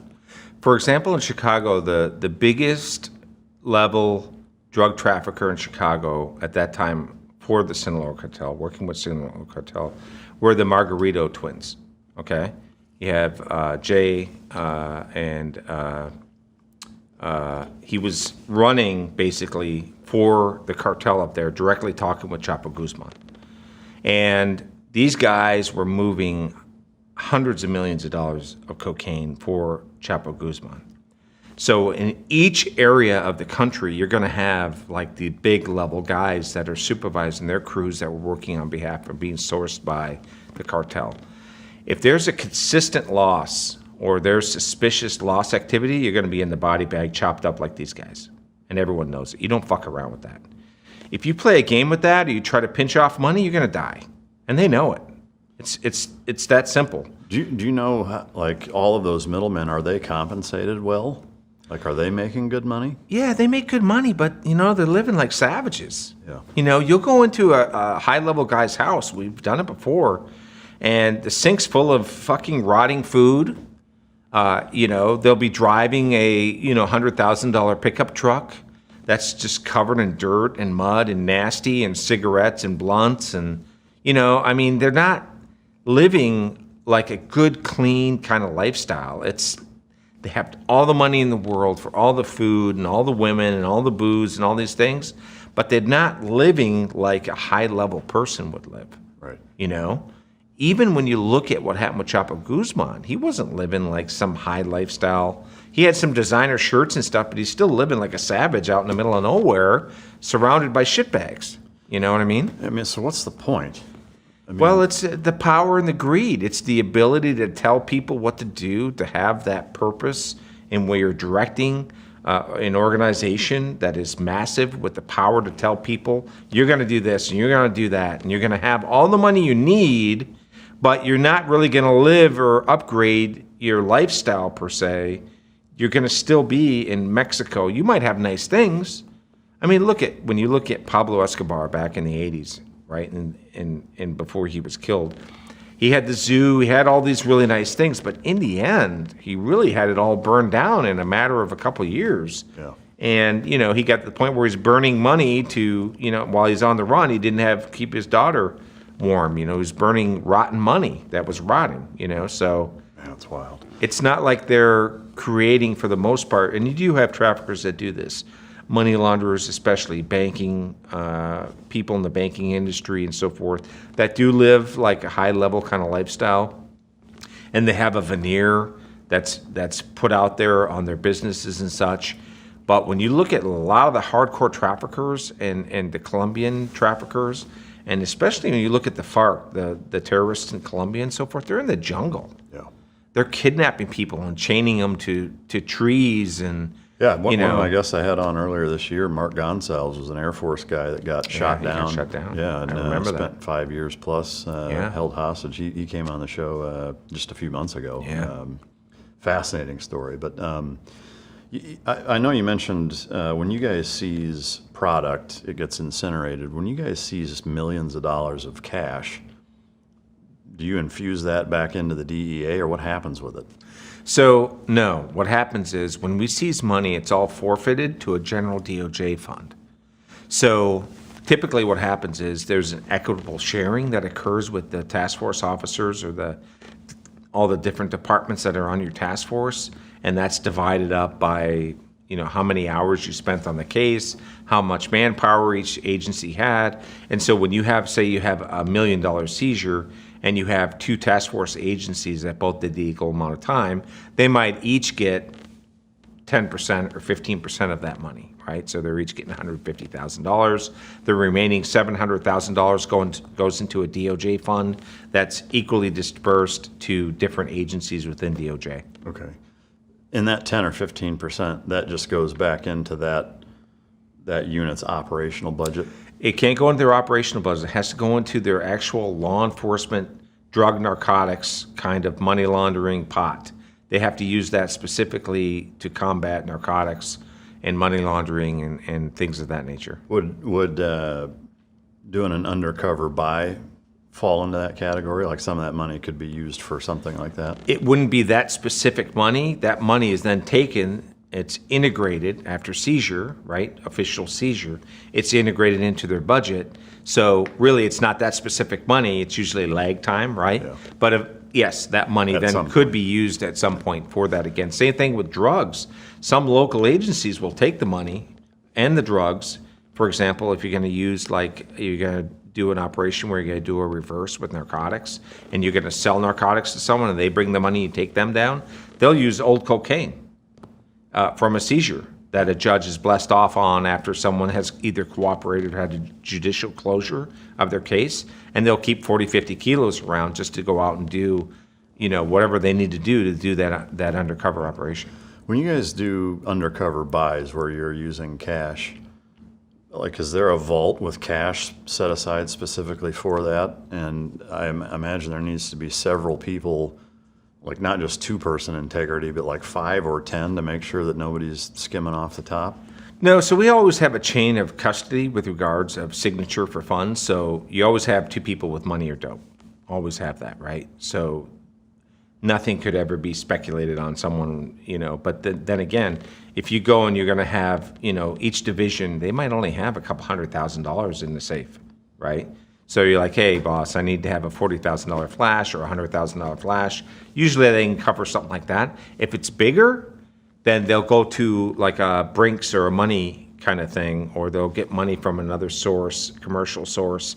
They'll exchange check or something for the funds, or they'll check it out, and they get the cash, and then they'll turn that back in. Oh, okay. So, because sometimes you might be doing it, or you might go to another agency that keeps $1 million in a safe, and you say, hey, you want to work this with us? You guys have the cash. It's a lot easier to work with a task force guy. Yeah. Because in the old days, we didn't have to go through a huge process. We could use a task force guy. Now, if the task force guy is working with DEA, you have to use the same protocols you would use at DEA, but back in the day, you didn't have to do that. It's not our money. We're using their money, so you just streamline it and get the job done. So in essence, the 7-figure plus buys you're borrowing or renting liquidity from a bank or something. Yeah, and then you might have to get giving it cash. back to them. Yeah. I mean, what happens if it gets stolen or destroyed, or somebody gets away with it? Then what? Uncle Sugar writes a check. Wow. Maybe you don't want to answer this. I don't know. But, being a DEA agent where you're making, maybe 6 figures a year and you're surrounded by millions of dollars of cash, obviously there are dirty DEA agents the way there are dirty everything. Yeah. For you personally, was there ever a temptation? I mean, $10,000 in $100 bills is pretty easy to shove in a pocket. Yeah. I imagine it would be pretty easy to snag $10,000 here and there with nobody knowing. Like, do you think that is not even necessarily a widespread problem, but does that happen? Happens all the time. In fact, I'll tell you a story. So for me, I never had the inkling to do that. In fact, when I retired kind of like under financial stress because I had moved to have the experience. And I didn't have a house somewhere that had doubled in price over the last 20 years. I had moved because I wanted the experience of doing all these different locations and different jobs, right? I could have easily, in some of these spots, 50, not even 10 grand, 50, 60, 80, 100 grand. I could have peeled off money, and I can't even tell you how many times I could have done that. And I'll tell you a story about one time when we were working Mexican traffickers in Chicago, and we had a stash house of cash, fit all the criteria, heavy surveillance, lots of guys going in, security cameras. We had information coming from human sources. The house was going to have like $3 or $4 or $5 million in it, right? We're following a guy that's doing pickups. He's actually meeting people, taking suitcases and duffel bags, going back to the house. We're doing that for about a week and a half. And we have 15, 20 guys just 24 hours a day following this guy around as he brings money back to the house, stacks it, counts it, along with his team, right? Well, one day, we take a guy away from this place, and he drives out in the middle of nowhere to this big garage. There's like 4 or 5 huge bays where tractor trailers can go in to this massive garage. And inside, we're doing surveillance. We see that they're doing traps, all these hidden compartments in huge semi-trucks. And there are all these Mexican guys in there fabricating all these traps in the trucks. There's like 15, 18 Mexican dudes. Their only job in life is to make traps for these trucks so the Sinaloa cartel could ship the money back to Mexico, right? So I'm out there with a task force guy, and the whole time he's like, I gotta get back to the stash house where the money is. And I'm like, dude, who gives a shit? We're here. I hadn't seen this big of a trap operation ever. And I've seen a lot of shit. And this is like 5 bays with like multiple trucks, multiple trailers, van, you name it, they had it. I mean, they're doing, you know how much money they're bringing back to Mexico? Hundreds of millions of dollars a year from this trap operation. And so it came time where they had to hit the money house, right? And I said, hey, send some of the guys from there to here because we're going to take this thing down while we take down the money house. And that task force guy got so pissed, he threw his radio. And he starts swearing. And I'm like, dude, what is your problem? He goes, I'm going to the fucking city. He puts it in gear and he takes off, leaves me there. Now, it was like 2 or 3 minutes before the other guys got there because they had been en route. And I'm like, this guy's an asshole just leaving me here. We have to go in and take this thing down, right? Which we did. Huge trap operation. Never seen anything like that before in my life. Massive. So we got the money end. We got the logistics, trap makers end. We didn't have all the different warehouses where they would go and then bring the money on, but we had 2 sets of the equation. We had the money and we had the trap makers. It was a pretty fucking successful, hit at the day, right? So I saw my boss later that day. His name's Scott Ando. He was my ASAC. Fantastic dude. And I'm like, man, this guy's an asshole, man. Who is this guy? He goes, he's a task force, whatever. He didn't work for me. He just shows up. And that's what would happen. We'd have these big cases. They culminate. We needed extra buys, and people would come, right? So 2 months later, that guy is out with a trooper on a money stop, and the trooper sees him putting like 20 grand in his, 10 or 20 grand in his front of his pants. Trooper grabs him, fucking throws him on the car, handcuffs him, arrests him. Yeah. So then my boss like, hey, you hear what happened to whatever, Senor Douchebag? And I'm like, no, what happened to him? He goes, he stuffing money in his pocket. I was like, yeah, okay. So that was the whole rub with it then, why he wanted to get back? He wanted the money. Yeah. He wanted to peel off money for himself. So you're saying that happens all the time?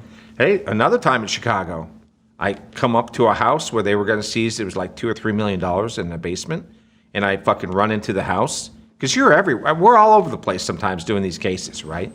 And sometimes you have to take action and you go in. You have as many guys as you can, you try to plan or you don't, whatever. You don't want to lose money, you don't want to whatever. So I arrive, there's one guy on the main level. And I'm like, where the fuck is everyone? And he's like, they're downstairs. I'm like, what do you mean they're downstairs? He's like, downstairs. And I'm like, why the fuck aren't you downstairs? I mean, typically you're going to have someone outside the house, inside the house, and then where the money is, right? And you're always going to, and the first thing you do is you get a big plastic bag that has serial numbers on it that's self-sealing. It's tamper resistant. It's got all this protective shit. You put the money in the fucking bags, you seal it, you log it, you don't count it. Brinks counts it later when you bring it for an official count, because if you count the money 5 times, it's going to be a different number every time when you're dealing with $10 million, $5 million. So I was like, get the fuck, I move, I open the door to get downstairs, and he's just like this. I'm like, what the fuck is going on? You know what I mean? So I go down the stairs. As I'm coming down the stairs, they're in a circle around the money. There's probably, I don't know, 5, 6 guys, task force guys. And as I come down, the one guy kind of looks over his shoulder, turns his head and looks over his shoulder, and it's kind of looked like, what the fuck are you doing here? Like I looked like, you motherfucker. And he had his hand by his gun.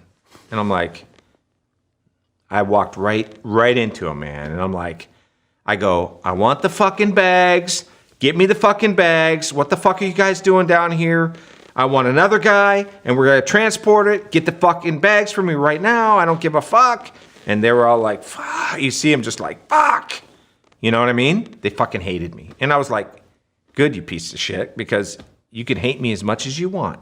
But our job is not to fucking take anything that doesn't belong to us. Now, did I know they were going to do that? No, I didn't know they were going to do that. Did I have a pretty good fucking idea? Yeah. Could I articulate on paper they were going to do that? No. They didn't do anything wrong. I couldn't see them. But I'm telling you right now, something was, you just fucking know. Yeah, I mean, I imagine a group that small, especially if they're all from a different task force or they're not in the nucleus of the operational unit that's executing the whole thing, and they're just extra bodies. They're in a room with $10 million. Yeah. The higher ups don't know how much is there, so No it's one like, knows, no, right? we found $7 million. Yeah. And each of them gets $500K Right. a piece, and nobody knows. Right. So you're going to kill a group supervisor, DEA guy that's coming down there? Is that what you're going to do? Yeah. Good fucking luck. Yeah. And it was, so that was, like I said, did I have an articulable way that I could say they were going to do that? No. But I knew that, and they knew that I knew they were going to do it. And I fucking brought some of them in, and we went across the street one day, and I told them, I said, you know what? You can fucking hate me as much as you want. Because I could feel there was a lot of resentment and hate. Yeah. And was it just because of that? No. And yes, I wasn't from there. I was an aggressive guy. There were a lot of factors, and I was playing in their backyard. I'm not a Chicago guy. They know I'm here for a couple of years, and I'm out, right? And then, but some of these guys, I think they wanted the payday. Yeah. And I told them, I said, if I fucking catch you taking money, I'll arrest you my fucking self. Yeah. I don't give a fuck who you are or how long you've been here or what you're doing. If I see it, you're fucking going to jail. So, playing devil's advocate, spending your entire adult life, doing a very dangerous, dynamic job that's hard on you physically, emotionally, relationship-wise, not making anywhere near as much as you could as a consultant or anywhere else, in the business world or otherwise. Was the temptation not ever there, or what kept you from doing that? I mean, is it just strictly it's just not the right thing to do and I'm not going to do it, or was there more to it than that? No, for me, it goes back to my childhood when my stepfather had told me, I was in fucking prison. I would see these guys that were killing and torturing and raping, and you don't want to be there. You need to work hard. You need to be a person of honor. Don't lie. Don't cheat. All those things that, a multiple-time felon, fucked up guy, because he was pretty screwed up in many ways, but he did the best he could, and I saw his example of how hard he worked for all of all of us kids that weren't even his kids. And he did teach me that. And I didn't become a policeman to make money. If I would have put half the effort into working in the private sector or my own business and what I did for the U.S. government, the sacrifices that I made for the U.S. government, for the people of this country, I mean, I fucking sacrificed, man. People were trying to kill me, contracts on my life, doing these operations over and over and over, exposing myself to danger, working day and night. In 2012, I had 2 days off. I was working 18, 20 hours a day that year. 2 days off. I remember I had Veterans Day off. I went to a movie. I slept through the whole movie, and one of the people sweeping up the popcorn had to wake me up. I mean, that's the kind of life, in a sense. And it's a little, I don't want to sound over dramatic, because I did have times where I was off and did things, but the overall tempo and tenor of my career was, I don't even remember my life. It was all where I was and what I was working for. But I chose that life because I really think it's important that we have a mission. Did I go too far? Probably I did, But I was not going to murk the water, the reputation that I had by any means. You could say whatever you want about me, but I never heard anyone ever say he fucking stole money. I was always broke. Yeah. When I got divorced, yeah. I was paying child support and alimony, and I lost so much money in my divorce. Yeah. For me, I never even thought. My brother had mentioned to me, he's like, dude, don't you ever want to steal some of the money? I'm like, no, it's fucking evidence, dude. That's as far as it goes with me. Looking back on it, any regrets? Yeah, some. Nothing's perfect. It gave me a great life. It gave me a lot of experiences. I was able to serve, but it is a lot of sacrifice. Would you say that the core component of the regret or regrets that you do have is just the amount sacrificed for what you got out of it, or is there more to it that you just would rather not talk about? No, I mean, listen, your family suffers, Yeah. I mean, you know that just as much as anyone, and it's, it's 35 years of it. Yeah. I guess, thinking of it from what could have been had you gone a totally different route of whatever. I mean, anything in the private sector, starting a business, what have you, and the potential that's almost limitless with that. I guess that's the reason, as I get older, I look at time that I spent in the military and the naivete that I had at that point, from 18 to 30 years old, of waving the flag, getting my hands dirty for Uncle Sam. It's the right thing to do. Our country needs it. All those things are true. Yeah. But that doesn't mean that other things can't be true, and that the people who are directing both of us to do the things that we are doing oftentimes are some crooked, backwards, corrupt motherfuckers that absolutely would not toe the same line of integrity that the people that they're putting in the 100%. positions that they're putting them, that they wouldn't do the same thing and don't do the same thing. It's hard not to have a bitter, jaded perspective on spending your entire life serving a cause much bigger than ourselves when the people who are putting you in that position are not worthy of it. That's why I ask. We could spend all day talking about that. Yeah. Spent 3 years in Chicago. You did a lot of shit after that. Yeah. What was the next duty station after that, and kind of walk us through Yeah, that? sure. So I left Chicago. Felt like we accomplished a lot there. I mean, it was just tens of millions of dollars and hundreds of weapons, and it was just crazy. So, but I wanted to go to overseas spot again.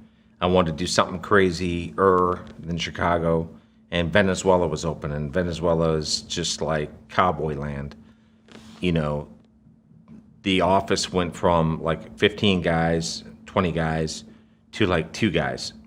And the president at the time, Hugo Chavez, was, saying DEA were spies, were kicking him out of the country. In 2005, they said, you're out.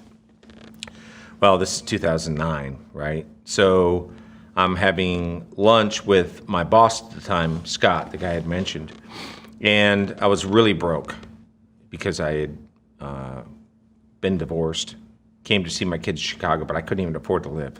It's kind of, weird. Here I'm seizing tens of millions of dollars in cash, but I have to get like in a change jar to go to Dairy Queen to buy 2 hot dogs for 99 cents. You know what I mean? I'm just so fucking broke. I could barely make my house payment and pay insurance and all these things for this little house. And I lived way out in Indiana so I could have a cheap place to live. I could barely make, I couldn't survive well. So I was like, I need to go overseas again, and I want to go somewhere that's going to be like crazy. So, and Venezuela at the time still is an epicenter of the flow of narcotics to the U.S. And it's basically the socialistic movement, similar to that of Cuba, where, it was on the premise of we're going to share the equity of the wealth of the country with everyone, and then that it always goes down the path of erosion to where it's like, okay, now you have this business, now it's Venezuela's business, you just fucking go away or we'll kill you. Oh, buy all this farmland? Well, that's not equitable until it's distributed to everyone, so we're going to take it. And then they give it to their cousin or their uncle or whatever, some military commander, whatever, and people are losing their lives and farm, whatever. And then they're developing relationships with other criminal organizations such as the FARC in Colombia to, number one, hide out their criminals that are wanted in the Colombian government that they might be at risk of being captured. So they go to Venezuela and hang out and pay. The FARC will pay the Venezuelan Cartel de los Soles, which is all over the news now because now they're OFAC designated. They're a terrorist organization, and that's all run by the president, the vice president, their cabinet, and a bunch of military commanders. It's called the Cartel de los Soles because they have the generals, which typically it's not all generals, but the big shots. Instead of stars like our generals, they have suns on their appellate. So the Cartel de los Soles, of course, Chavez is the president, and he says, okay, we're doing the socialistic movement. Really, we're just robbing from everyone to enrich ourselves, but we'll call it socialism. And we're going to flood the United States with all the cocaine and terrorism nexus individuals we can so that we can destroy the Imperio. He called it the Yankee, the Imperio, or the Imperial Yankees, right? Because we were a threat to his socialistic cause, right? Just like with Cuba, right? So what happens? Venezuela starts bringing in Iran and their boats. Russia's landing their big strategic bombers in Venezuela. So you have Hezbollah, Hamas, all these different nefarious players going to Venezuela. You have, going back into the 90s, you have terrorist organizations are sending people there to backfill all of their identities with passports, birth certificates, everything. Because back in the early 90s, before the socialistic movement took hold and it's turned into shit and their economy went to hell and then it came straight up dictatorship, their passport actually meant something back then. So you have all these, different countries that were sending terrorist individuals that had to go out and procure further things around the globe and say, give them a Venezuelan passport with this guy named Tarek al-Asaimi. Tarek al-Asaimi is the former vice president of Venezuela. When I was there, he was the justice minister. As far as I know, I'm the only U.S. agent to ever have met this guy. And I'll tell you about that in a little bit. So we got a real shitbox in Venezuela. That's why I wanted to go. I was like, this place is perfect. I can go down there and, it's just going to be like, how can I meet with all these people that are indicted? Some are, some aren't. How can I meet with them? How can I get further evidence? How can I target other people that are there? Because don't forget, we have high-value targets that are hiding out there and paying money for the government, the Cartel de los Soles, to provide them cover. We had Cali cartel members left over from, Dave Mitchell and Chris Feistel days when they took, those are two famous DEA agents that were from the show Narcos. Yeah. When they were doing the Cali cartel, and some of their guys were hiding out in Venezuela. So I'm like, fuck, I get to go down there and actually be not a part of their case, because these guys are all like the pinnacle of what DEA was, with Javier Pena and Steve Murphy and all the things that happened with, the cartels down there at the time. Pablo Escobar. And I said, man, I get to put hands potentially. How am I going to go down there? Because I'm not working with the government. The Venezuelan government's not going to work with me, right? So I was like, I'm going to go down there and figure this out. So I talked with my buddy Scott, and I tell him where I want to go. He's like, what the fuck you want to go to Venezuela for? Are you crazy? I was like, dude, it's like open season down there. I can like actually be an agent down there. It'll be awesome. And he's like, whatever, man. He goes, just like 2 weeks ago, I met with the regional director over that whole thing, the senior executive guy that ran. His name is Jay Bergman. And he goes, because unless you got a rabbi somewhere else, I can call this guy for you. I said, I ain't got no rabbi, dude. Who's your rabbi? And he's like, Jay Bergman. I'm going to call him for you. And I didn't know Jay Bergman at the time. And Jay's actually Jewish. And so he's like, yeah, let me call the rabbi. So right there at lunch, he calls him. And he picks up the phone. And I hear him talking. Yeah, no, good dude. Yeah, blah, blah, blah, blah, blah, blah. He goes, all right, he's going to send him a resume. He'll think about it. And then he'll look at your background and decide if he's going to take you. So like maybe a month later, put in for the job. Boom, boom, boom, get a call, you got the job. I was like, awesome. So spring of 2010, I go down TDY, just temporary duty to begin with, because they have to give you a visa. The Venezuelan government did not want to provide diplomats of the U.S. visas, because everyone's a spy. We're only sending spies to Venezuela, which is just bullshit. And we have State Department, we have U.S. citizens that are U.S. Venezuelan, we have transit, we have tourism still at this time, 2010.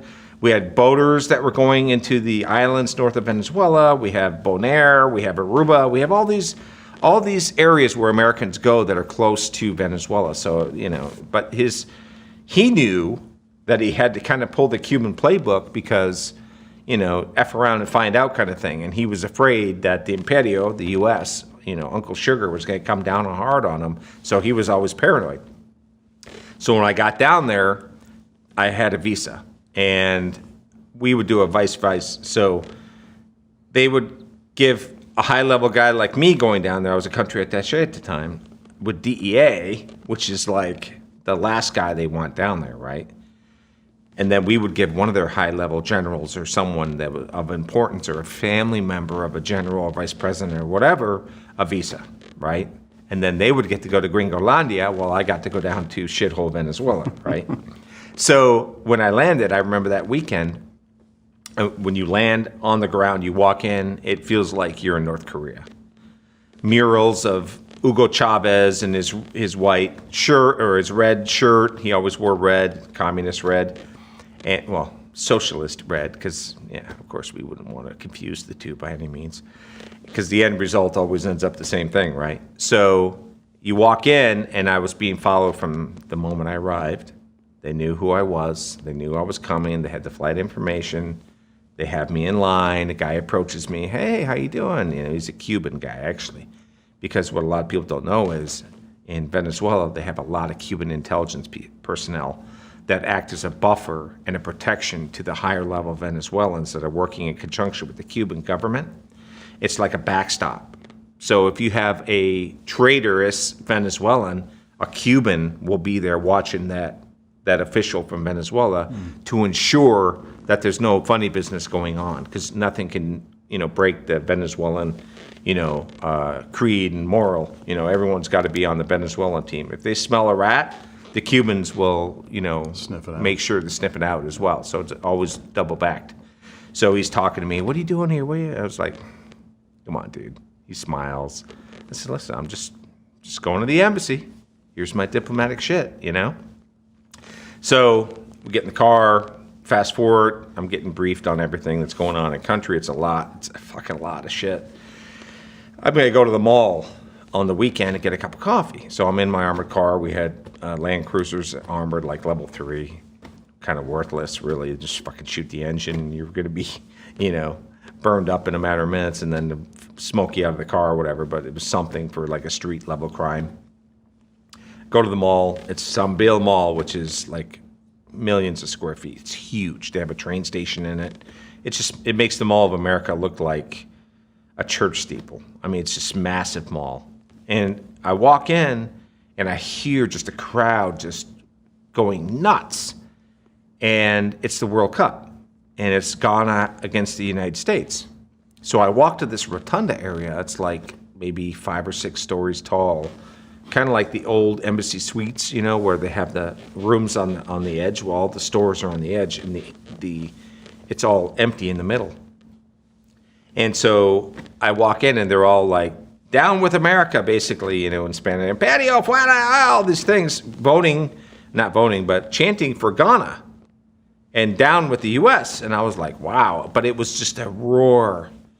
And I was like, man, and I'm sitting there, I have my Notre Dame Irish shirt on and big, tall gringo with the clover leaf. And I'm like, this is not good, man. I actually ducked into a store, bought like an Argentine soccer jersey, blue, I think it was a river. And I pay right there and I put it on in the store, like go around the corner or whatever, put it on and walk out, get the fuck out of there. I'm like, okay, this is going to be different. Wow. This is going to be very different.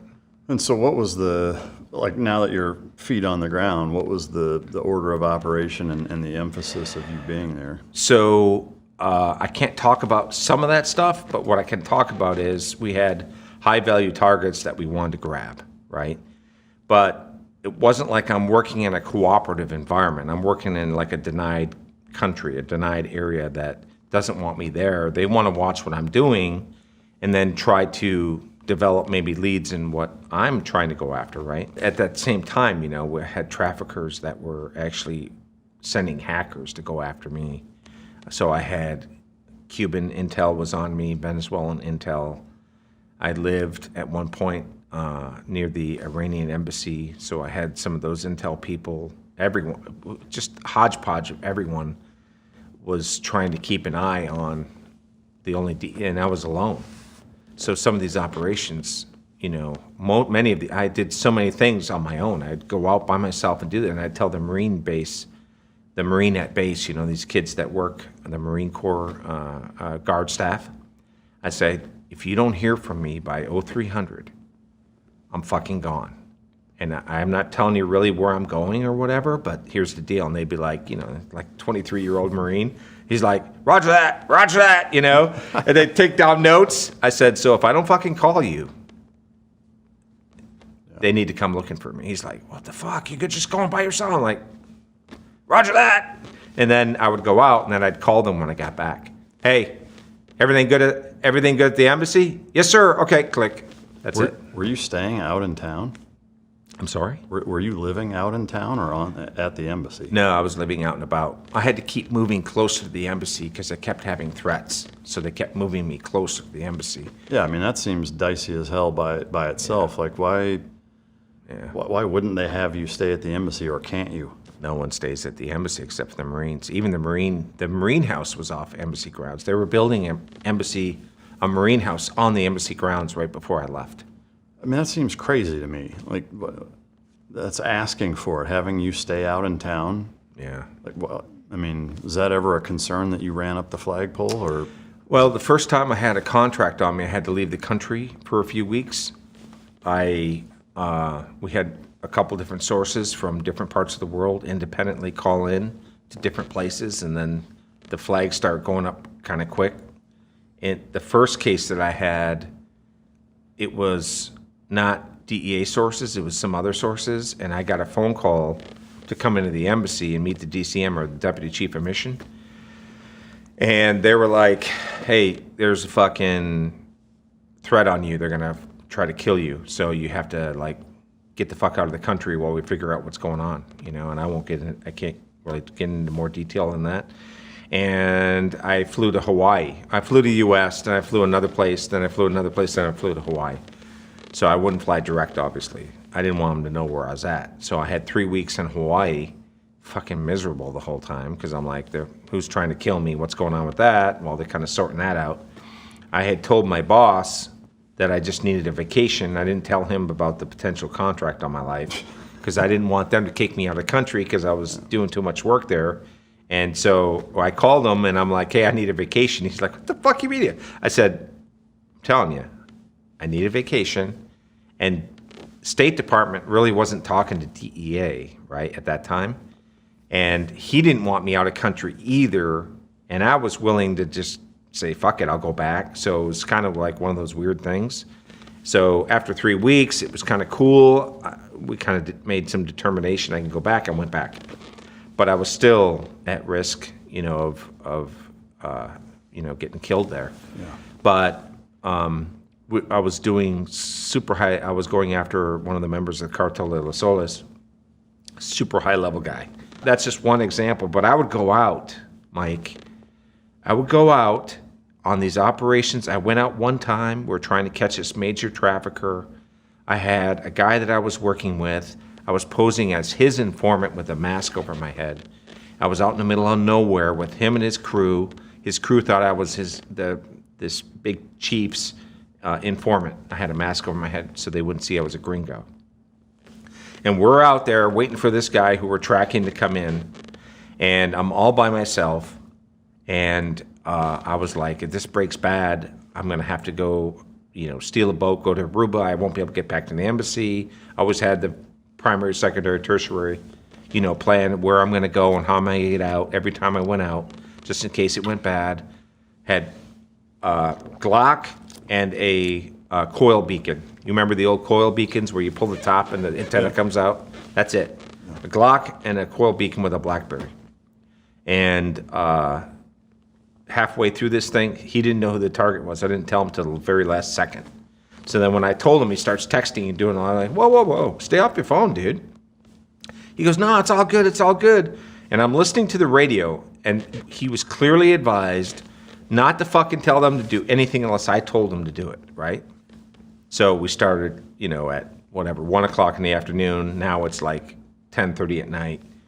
All the guys that were on the chat are all fucking, beard out or turkeyed out or whatever. And it's just like me, and I didn't even have backup. The Marine knew I was out. If I don't fucking call you, at fucking 3 a.m., I'm fucked. You need to come send the troops out, right? So in between, when the guy was coming into town, we were going to grab him. All of a sudden, the guy fucking starts going up this mountain road with me in the back, and he's on his radio. And I'm like, what are you doing? And I pulled my gun on him. He was going to pull his rifle on me. And he's like, oh no, as we're like going up the hill. So he said, no, they got him. And I'm like, had my gun. He's like, what are you doing with the fucking gun? I was like, what are you fucking doing bringing me up here? It's like a Mexican standoff, right? And I'm just figuring if he pulls that gun on me, I'm just going to fucking kill him, throw him out of the car, take his car to wherever I can, dump it, get another car. I mean, that's how I'm thinking, right? That's what I have to do, whatever I have to do. So he's like, no, we got him. It's all good. Just put the fucking gun down. Relax. What are you doing? I'm not going to hurt you. There's nothing wrong here, right? I'm like, shit.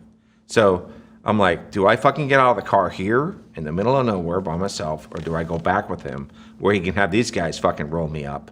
Because I'm not fucking going. You know what I mean? And we used to say that, in DEA, save one for yourself, because I'm not going to be like Kiki Camarena, right? Where they're tortured and all that shit. I'll just fucking do it myself. Do I want to? No, I don't want that. But I was like, all this shit goes through in your mind, not to be like over dramatic on it, but you think about this stuff. You have to. So we go back and they have the wrong guy. They had just fucking blew the case kind of thing. Just the guy I was using didn't know how big the target was. And when I told him, he was like, fuck this. Whoever he's communicating with, they're like, fucking, you're not doing it. But probably don't kill this agent, but you have to fucking whatever. But I didn't know what was going on. So they're beating the shit out of this guy. They bring him to the window. He's all fucking bloody and shit. They're like, this is him. I'm like, no, it's not him. And he's looking at me like he knows. And I'm like, just fucking take me back to my car. He's like, oh, it's not him. You sure? I'm like, yeah, it's not him. He's like, oh, man, you're never going to work with me again, aren't you? He goes, no. I go, no, we're all good. I just want to get the fuck out of there. We're all good. So he takes me back to my car. I get in my car, I'm gone. I never worked with that guy again, obviously. So these were the kinds of things that were happening down there in Venezuela, but I loved every minute of it. Yeah, I mean, it's just one scene after the next, like out of a movie, all these stories that you have. Yeah. I am curious. I mean, there's an absurd amount of trust and autonomy that you are afforded being in a position that way where you're the only guy down there. But I'm curious, who do you report to? And more importantly, like, what is the measure of success? So I was reporting originally to a guy in Bogota, Colombia, and then they switched it to a guy in Quito, Ecuador. So I was a country attaché, and I reported to an assistant regional director, but really the regional director, the guy who we called the rabbi, Jay Bergman, Jay would call me direct all the time. But I mean, is it hey, keep up the good work? I mean, they don't really even know what you're doing or not doing. I mean, like, how do they even interact with you in a managerial fashion? So what I was doing was I was doing these captures that, like, the normal person had no clue who they were, who was behind them. Plus the intel I was getting on all these high-level Cartel de las Solas guys. And they were seeing that, but no one else, like, in the world knew anything. But my boss was like, holy shit, he's killing it. Yeah. You know, and so, we've since been on some National Geographic specials and things like that where the stories are kind of being told. Of course, now on some of these podcasts, I still can't talk about some of the cases, obviously. Yeah. They're still going, but the amount of risk I was taking there was it was very high. Yeah. It was very high. But I loved it. I missed it. I miss it to this day. Yeah. I mean, it was just Wild West. It was the Wild West, and that's what, That's what any live of us for this. sign up That's to. what we want, right? Yeah. You did that up until 2012, right? Yeah, 2012. And then when I left, I had to do my headquarters tour as a supervisor, and Jay actually assigned me to do work with the agency. So I did 3 years as a DEA agent assigned to the agency. I was basically like an embedded L&O, right? So I was liaison embedded with them, working as a U.S. law enforcement officer, DEA agent, helping with different counter narcotics and some CT stuff on the North Coast in different areas, Caribbean, Western Hemisphere area. I won't get too specific on it, but and I did that, and that was it was an interesting experience. The agency and DEA have a very different kind of relationship. In what way? We call them the cousins. So DEA calls them the cousins because Papa Bush, President Bush, he actually recreated DEA in a sense in the 80s. He created the new DEA Center for Training along with the FBI, because when I went to the DEA Academy, it was actually in the FBI building with them. They'd have a floor of FBI, a floor of DEA, FBI, DEA, and we kind of ate and drank and did everything together, at that time. And then they opened up their own, we opened up our own DEA training center. But President Bush was a very heavy influence on the CIA, very heavy influence on the DEA. And, look at Noriega. When Noriega happened, that was Papa Bush.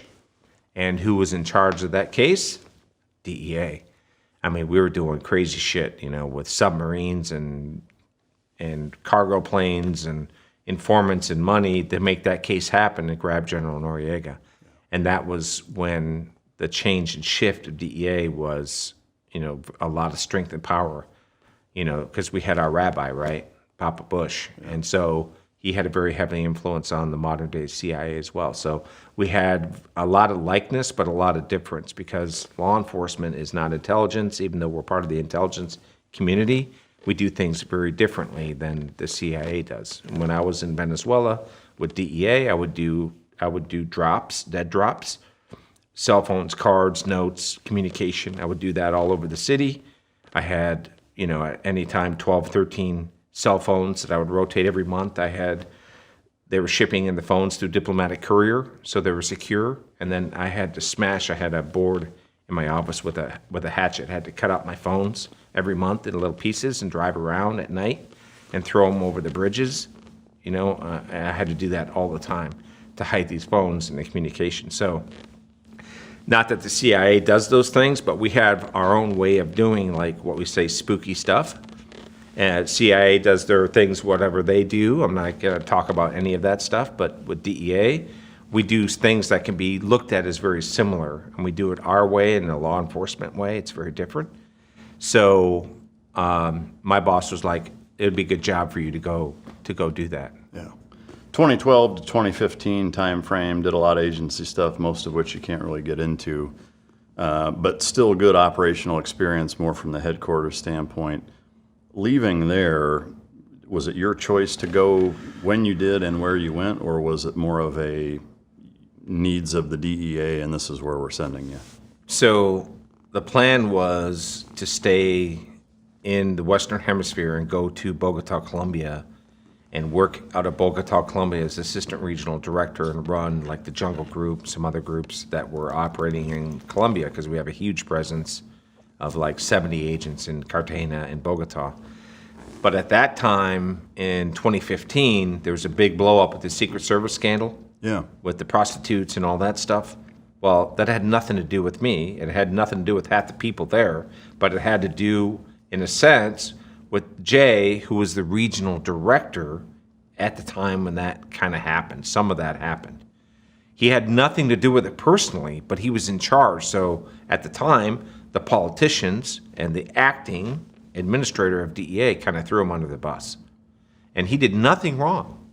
But because he was in charge at that moment, they kind of tossed him quickly under the bus and said, well, you're going to have to leave. Did that kind of also sour, just generally speaking, the American footprint in the country also, because it was the U.S. government and it was kind of throwing the baby out with the bathwater kind of thing? No. In fact, in Colombia, they were kind of like, what's the big deal? Yeah. Who cares if they got prostitutes? Because it's perfectly legal in Colombia. Yeah. It's like a business. You get a license, you do whatever. It's not a problem, you know? So they have a very different view of that in Latin America, where it's like, why would you guys even care? I remember them talking to me when I would travel to Bogota. They're like, why do you guys even care if your agents had prostitutes? I'm like, it's a thing. It's illegal in the U.S. We can't do it abroad, blah, blah, blah, blah, blah. And they're like, we don't get it. We don't understand the problem. So it was more of like a cultural thing. Like, why do you guys even care if the guys are doing this thing? It's kind of weird. You guys are all over the map, you know, and we can't figure it out. Well, yeah, especially some of the other things that we're doing internationally, comparative. It's like, yeah. So that didn't impact your ability to do your job down in Colombia at all. And as that, or in that position, what were you responsible for? When I was with the agency, or when I was in Colombia? Oh, so I was going to be the assistant regional director, but because that scandal broke and they threw the guy Jay under the bus, he told me, he's like, I'm sorry, but someone else is coming in to replace me, and he's bringing in his people. So you got to find a place to go. So I was like, damn, I really wanted to stay overseas because it was a good job. I was living for free. You get a car for free. You get all these freebies. I mean, it comes at a cost, obviously, but you're in an armored car for a reason. I mean, I had just one occasion where a bomb went off and a brick hit my armored car. Could have killed me, you know, but I'm in an armored vehicle. So it's like, luckily it didn't like it was a glancing blow from the explosion. A piece of brick from a building hit the car. But I mean, you're in a position where you can save money and live good and you have all these things paid, but it comes at the cost of potentially dying, I guess, you know, whatever. Yeah. But, you know, that's what, you know, we did when we were agents overseas. But so I had to find a home to go to. And I'd worked so much with Miami. I called Miami and they were like, oh, yeah, we got a job for you. We'll hook you up. So they put me in Miami underneath a 959 group called Group 9. And what year was this? This was 2015. Okay. And 959 Group is where you're going after narcotics traffickers that work in different parts of the world, and it's a Title 21 959. Anywhere the drugs go that are intended to go to the U.S., you can go after them in any country and go after them and get them. Oh, wow. So it's kind of the best of both worlds? It was great. Yeah. And did you finish your time out in the DEA there? No. I did. So I did about 2 years in Miami, and I had a fantastic group. The agents were mostly senior guys, but I had some young guys too, but they were all excellent. I mean, these guys were the best of the best. We seized, just in 2 years, over 60 tons of coke. We seized $20 million in cash. We locked up over 120 people. We had the cartel of the Pacific. We had Colombian traffickers. We had Ecuadorian traffickers that were shipping. We were ripping loads of dope, 2,000, 10,000, 4,000, 5,000, until we got sick. We had unloads of cocaine one day, I have a picture, I think I sent it to you in an email, where I'm sitting on 27 tons of coke just off of one cycle of seizures. We had cycles of seizures. What was the name of the Pacific Cartel? Can you say? Pacific Cartel. Oh, that was their name. Okay. You started your career stateside in Des Moines, spent some time in Chicago, but a good bulk of the time in really dire and, from an operational flexibility standpoint, much different set of circumstances in overseas. Did you find yourself ever almost kind of struggling with being back in stateside now and being bound by maybe more bureaucracy, red tape, restrictions, et cetera? Like, did you find yourself kind of navigating or riding that fence line a little bit and being kind of a cowboy, or was it a relatively seamless transition? I've always been the guy that, believed in a gray area, but understood the difference between black and white. And when I would come back to the stateside, operation stuff, you're operating with guys that some of them have been overseas, like in Miami, like half the group was in overseas guys. Some of them I had worked with a lot when they were in Colombia, and they were in my group. So it was like tick-tock, tick-tock, tick-tock. It was no problem whatsoever. Like getting the band back together a little bit? Yeah, it was like, well, not only that, but when you work with certain guys that work in certain hemispheres, or you have the same kind of operational experience, and that's one of the things we're talking about leadership positions, you just know what they're saying. So we're like, hey, we got this going on, we got this. I go, and I would like, hey, we got this load, we're doing this, and I would say, do you have this? They're like, yep. I'm like, Roger, that's it. I don't have to even ask them anymore. I know what's going to be done. Yeah. I mean, it's very similar in the military, like when you're in a platoon that's been together for a while, or you do another rotation and most of the guys stay and just do the next platoon together, and you're, whether it's patrolling at night and like who's who by their silhouette or how they walk, or in a room clearing scenario where you just almost telepathically know what everybody's going to do and whatever, and it's a beautiful thing. Yeah. From a day-to-day standpoint, operational procedure-wise, was it similar to your first time in Des Moines, where several days doing kind of data sifting through, and then surveillance, and then operations? Was it kind of that same mode of operation? No. So the cases we're doing in Miami were like the biggest, baddest you can work, right, for the most part. So we're dealing with loads of drugs that were in the tens of thousands of kilos. So most of the work was overseas. So we always have agents in different countries that work just like I did when I was overseas. And we work hand in hand with them to do the operational things that we have to do with the contacts downrange. So, for example, with the cartel, the Pacific Cartel, we're working in Ecuador, we're working in Colombia, and we had agents in those locations. One guy in Bogota, Colombia, his name is Harry. Harry's a great guy. We'd go down there, he ran the wire room. He ran all the national police that worked with us on all the wires, all the wiretaps we were doing. So we'd go down, I'd send the guys down mostly. They'd go down, they work with Harry, and the local cops get all the information, look at the leads, look at all the information, then get the guys in Ecuador, get their information, collate the information, meet with the analysts, they'd come back stateside to sift through it, go back downrange, get more information, have conferences with Harry or whoever's working in Ecuador or whoever's working in Quito, whatever it might be, and that's how you just build the case. So every day wasn't sitting in the car doing surveillance, even though we did have cases like that. We would go down to very risky areas in Miami sometimes, like what they call the pork and beans, like the projects in Miami. We had a case there. A guy had like a homemade like kind of strip club in his house, with a pole, and the house is like 1,200 square feet. That sounds He's fun. slinging dope, stuff like that, Yeah. But those cases were few and infrequent because we were busy taking off, guys that were shipping up, 5,000-6,000 kilos at a time, right? Yeah. So that was a big case, and everyone would help each other out in these cases. Yeah. And the case agents, we had 2 different sets of case agents of that. And then we all worked together. But the principle of that was you would have a guy sending 5 tons of coke with multiple vessels. We'd be on the wiretaps in Colombia listening to what's going on. We would task Coast Guard, because Coast Guard does all of our on-ocean taskings. We'd give them the information. They would go and hunt down the vessels, capture the dope, we'd come on board oftentimes, or we'd be with them sometimes on the ship. And then when we transfer the prisoners, we interviewed every one of the prisoners. And some of these prisoners had no idea what they were even doing. They were just told they're going to get $500 for bringing a boat up. Some of them, we would show photo lineups to everyone. And we did this with hundreds of crews over the course of 2 years. And you get 5, 6, 10 guys that know the actual guy that's the cartel head, and they ID him. All that's used as evidentiary, in the judicial proceedings that we're going to go and try and indict them. And we did indict the heads of both heads of the cartel, and they're sitting in prison right now. So, that's fascinating. So it seems like more of the actionable intelligence that you were gathering was more from wiretaps than it was from informants in that 2-year period? There's a little bit of both. Yeah. There's a little bit of both. I don't know what the ratio was, but we had good human sources as well. We had really good police contacts. But a lot of the great concrete black and white intel that we had at that time still was BlackBerry.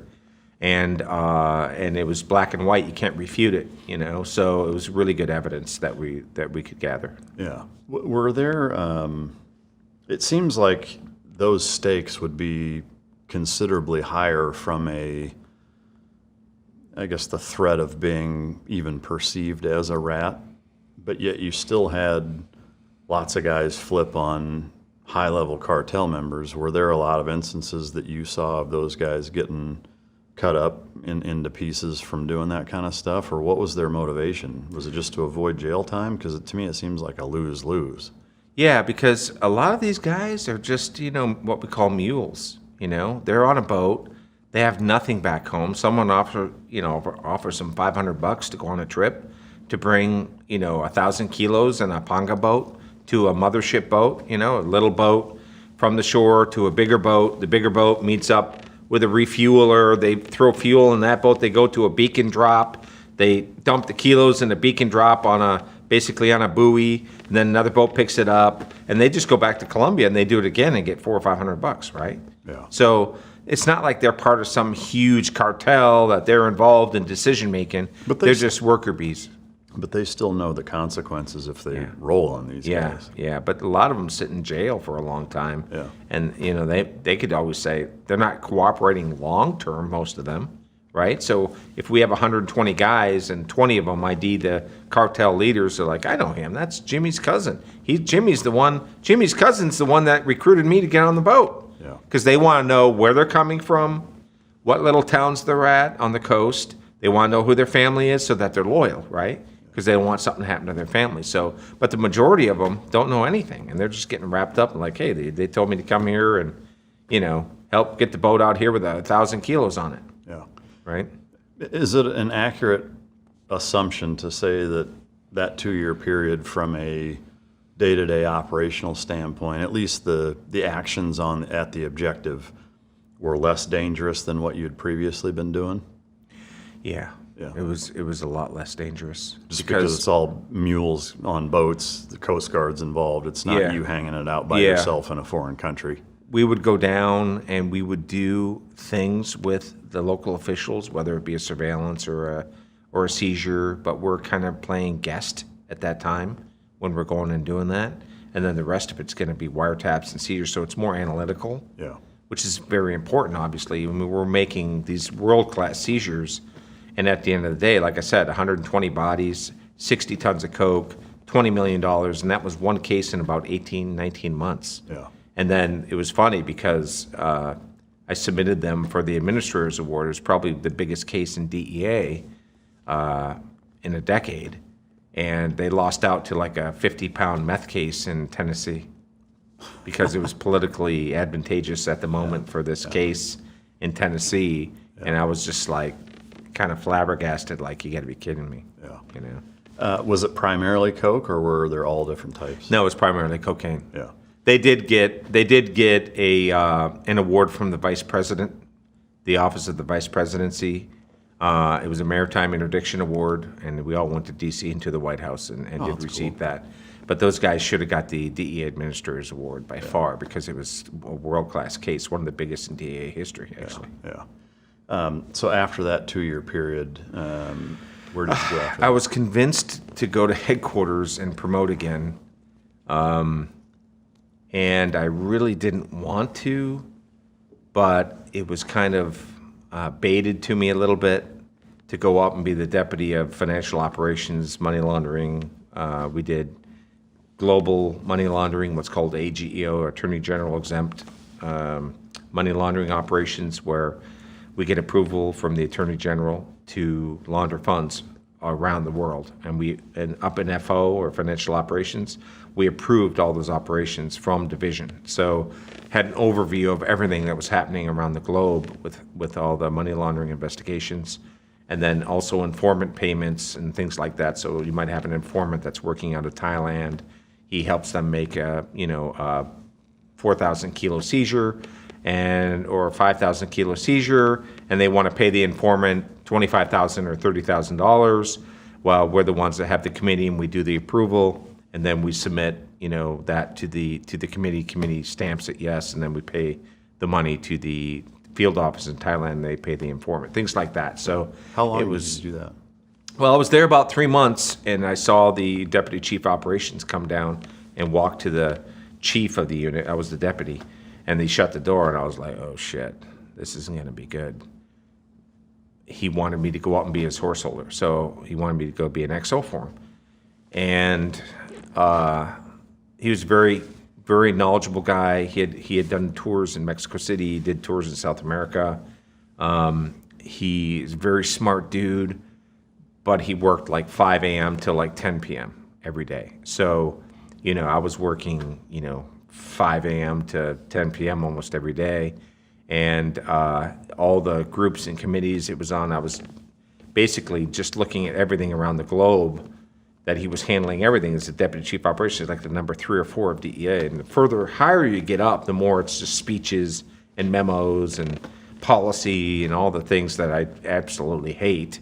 And I found myself like sitting right in with that stuff, because you have some guys that will be sitting in the horse holder position for 6 or 7 years. Oh, wow. And like I said, where I would go into these meetings, and you have 50 people sitting around the table, another 30 people sitting on the exterior against the wall. And they're fucked up because everyone has their colored socks on with dinosaurs or, Dallas Cowboys, or, I had my Jingle Bell socks on today, and everyone's showing off their socks. And it's just like, I'm just like, I gotta get the fuck out of here. It's like Office Space pieces of flair. Like that's the one thing that they it was just like, it just kind of set that tone and tenor of, like, what a bunch of fucking the dorks. non-community. Yeah, exactly. What am I doing here? I want to be out there doing shit. I don't want to be in here talking about my fucking green socks. You know what I mean? Like, this is my power play of the day. Look at my red socks with jingle bells on it. Welcome, the Grinch socks. So how long were you stuck in I was with him for about 4 months, and it was actually a good experience. He's a really good guy. And I did learn a lot about how DEA operates and what's going on. I probably should have stayed there about a year or so, but I was like, get me the hell out of here. Yeah. I mean, even though he was a great guy, I still had all these bullshit meetings and all these things that we had to do all the time. And I'm just like, I don't know how some of these guys, like sometimes you'll see guys on TV, and I'm not trying to detract from anything that some of these guys have done, but they're like, oh, I got a 30-year career with DEA. Well, it's like 15 is in headquarters, dude. Yeah. Like, and you're like, dude, it's just, I don't know how you stomached 10, 15 years in headquarters, when you have family and you have a life. I get it, you don't want to move, but that just wasn't what I wanted suspect to do. the guys that not only search out that path, but also, prefer it, enjoy it, thrive in it, and stay in it are guys that would rather do that and don't want to be out in the field hanging their nuts out day in, day out. Yeah. Yeah, I think it's a little bit of both. And some people, they just have their family and lives and kids in school, and they kind of get stuck in it. Yeah. But then it becomes this like kind of weird environment that they kind of thrive in. And I was not that guy. I did not want to be that kind of like administrative Superman, which I wasn't. I'm horrible at that stuff, and I don't want to do that stuff. Yeah. So I had an opportunity to go to LA as an ASAC. I had a great associate SAC in Miami named Jaime Camacho. He actually saved me a spot in Miami. He wanted me to come to Miami, and I wanted to go to Miami because I love Florida. They had a huge scandal going on with some corrupt agents and some issues.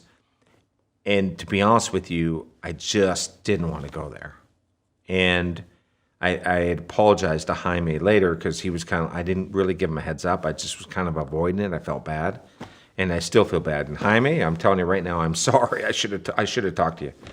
But I went to LA, and then Jaime's like, dude, I had this spot saved for you. So it was like, I felt horrible, but I didn't want to be around that kind of corrupt, investigative kind of environment. I just didn't want it.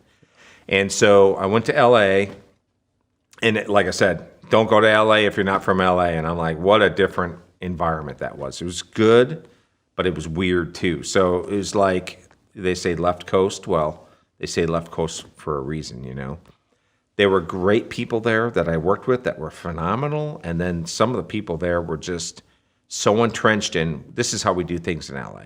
This is how we do this. And I'm like, well, you know what? I really don't care how you do it in LA. We're going to do this right, or we're going to do it this way, or whatever it might be. And if you don't like that, well, I like to do things a certain way. And if I'm the boss, we're going to do it my way. As long as I'm not like violating policy or doing something weird, right? I remember one of the first meetings I had as a new ASAC, I had to have admin as one of my groups. I had like 6 or 7 groups. One was admin, which is just boring as hell. I mean, you're approving purchases and, line item stuff and all that. So I was just like, oh, okay, well, I have to learn admin, right? Even though I was a country attaché, I had my own admin person. I did all that stuff. As an ASAC, you have to, get involved in that stuff. And I said, hey, we're going to have a meeting. Come over to my office. And the admin person's like, no, you come to my office. Remember, this was subordinate, right? And there's no power play here. I'm like, hey, I want to have a meeting in my office. Can you come over? Yeah, no, you come to my office. I was like, oh boy, this is not going to be good, right? So I'm like, actually, no, you can come to my office. This is how this works.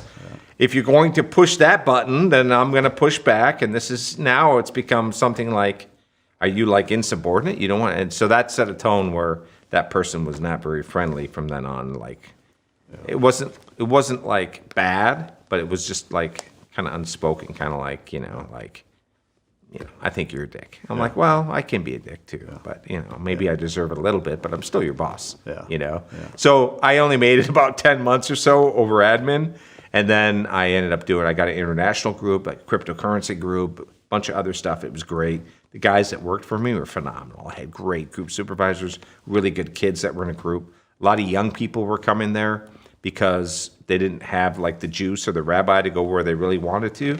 And they had to do a few years and then they could go somewhere else. And LA wasn't a spot where everyone wanted to go because it's expensive as hell. The taxes alone, the state taxes, the policy, the gas, the living, everything's very, very expensive. So a lot of people didn't want to go there. Yeah. But we did some really good cases. We had, I covered CJ&G, Cartel Jalisco Nueva Generación, a guy that worked for me, acting group supervisor. He was the DOJ lead, Attorney General lead for the CJ&G. So we were doing, which is the rival cartel to the Sinaloa cartel now, getting close to surpassing. It's going to be the largest cartel in Mexico. So I got to supervise that case with the supervisor and the guys working that. So they were really good things too, but it was definitely a different environment. It took me a lot of getting used to. And it sounds like that was more of a supervisory thing. Like you're not the one out in the field. You're managing crews or a crew that's doing the kind of operational heavy lifting at that point in your career. Yeah. I was the ASAC, so I had supervisors coming to me to make approvals on their ops plans and different things like that. And the SAC that had brought me there retired, and the SAC that took over, he and I did not see eye to eye at all. And he had been in LA his whole career. He'd never in his whole life even been to Mexico. Wow. And he was operating a division that was 4 hours away from Mexico, which the Mexican cartels control everything. And he told me he had never been to Mexico, and I was just like shocked. Yeah. And he did, I think, out of his whole career, he did like a year and a half in D.C. in not a headquarters spot. It was headquarters, but it wasn't headquarters. It was in a special operations division. He came right back to L.A., and so basically his 25, 30 years or whatever, everything was in L.A. Yeah. Wow. Yeah. Being the cryptocurrency division being what sounds like your last position within the DEA, is that right? Well, I was the ASAC, and I had 6 groups. Okay. One of them was a cryptocurrency group. Since we talked about that a little bit already, is there anything else that you can share about that group in particular that you managed, the things that you accomplished, or just as that becomes a more and more prominent thing, and I find fascinating, just kind of out of curiosity. Yeah. Anything else you can share from that? Well, the guy that was there, the group supervisor, his name was BJ, and this guy's a lawyer, highly educated, phenomenal dude. He worked in LA many years, and he is the one that kind of spearheaded, along with a couple people in headquarters, the whole cryptocurrency investigative group. And so when I had been involved in cryptocurrency in headquarters and been exposed to it, I said, wow, you know what, this is really gonna change the way we do business, and some of these cases are gonna be very important and critical to how we're gonna attack this in the future, because I think the future is gonna be cryptocurrency. And he really kind of led me through how crypto works, who the contacts are, what he does with the marketplace stuff that we talked about, where they're doing exchanges and identifying people and all that. And he knew who to contact. He knew the law. He was a lawyer. And that guy was instrumental in helping me kind of understand what was going on. And he would try to get traction in the East Coast with headquarters and some other places to do things. And they didn't understand what he was trying to accomplish. And he would get very, very frustrated. And I didn't blame him. And I'm like, VJ, that's not going to work. We have to attack it like this, because we're dealing with some of the people over there that aren't going to listen to you. They're not going to listen to you. And if they think that you know more than them, they're going to try to stay away from you, because typical USG, if Uncle Sugar isn't happy, they're going to make everyone unhappy. And these guys, if they think that you're going to come in there and steal the show from them, they're going to shun you. And that's what they were trying to do with them. So I had just come from headquarters in FO. We had cryptocurrency people there that were like the best in DEA that we had. They were starting the whole program. One was an analyst named Beth Bisbee. She now works for Coinbase. Brilliant girl. And I mean brilliant. And I remember she had a hearing condition. I didn't know. I thought when she talked like a surfer girl. So she had like a surfer girl kind of sound. So I would make fun of, hey, surfer girl, and stuff like that. And then she finally told me, she goes, no, I have a hearing condition. I was like, oh, well, shit, why didn't she tell me? Asshole. She was laughing. Yeah. But it was brilliant girl. She couldn't get promoted in DEA. So because she called me one. Because she's stealing the show, kind of. No, it was more of a DEI thing. Oh, I got you. She couldn't get promoted. And DEA lost her. And I was like, you guys just kicked yourself in the nuts. Yeah. You have no idea what talent you have just lost because you guys can't get your shit together. Can you say what she does at Coinbase now? She's like a high-level person with Coinbase. I'm not sure, some director, some level. Yeah. They're lucky to have her. She's phenomenal, so smart, so skilled, so adept at looking at something, because she was an analyst before as well. And she can just take those applications, bring them across the board, and just find solutions for investigative measure that I've just never seen anyone like it. And she worked with another guy. I think he just retired. He doesn't have anything to do with any of it. And, but yeah, he would have probably stayed a little bit longer too, maybe if he had been promoted.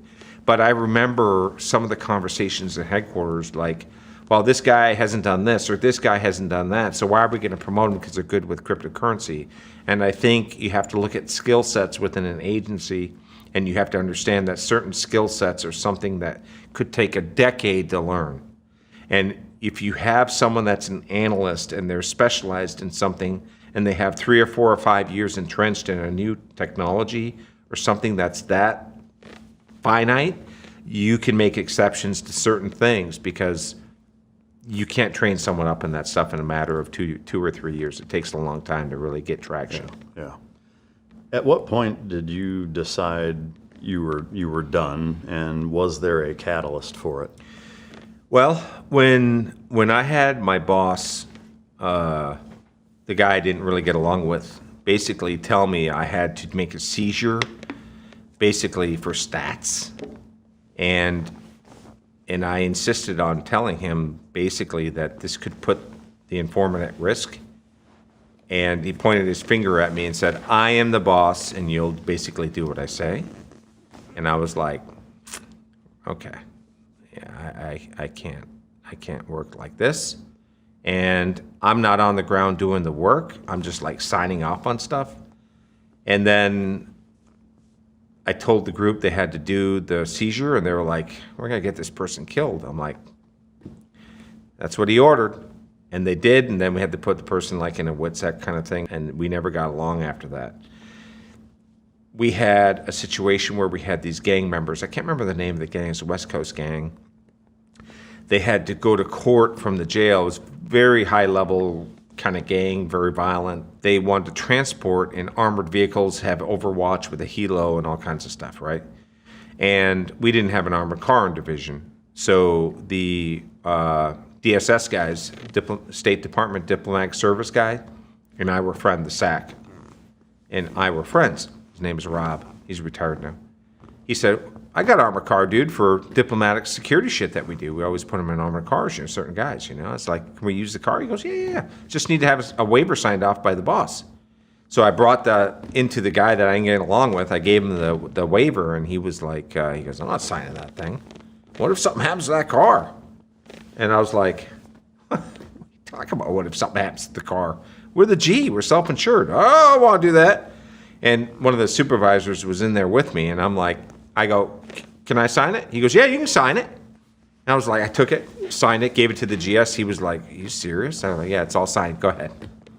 I'm like, "Really, dude?" I was like, you know what?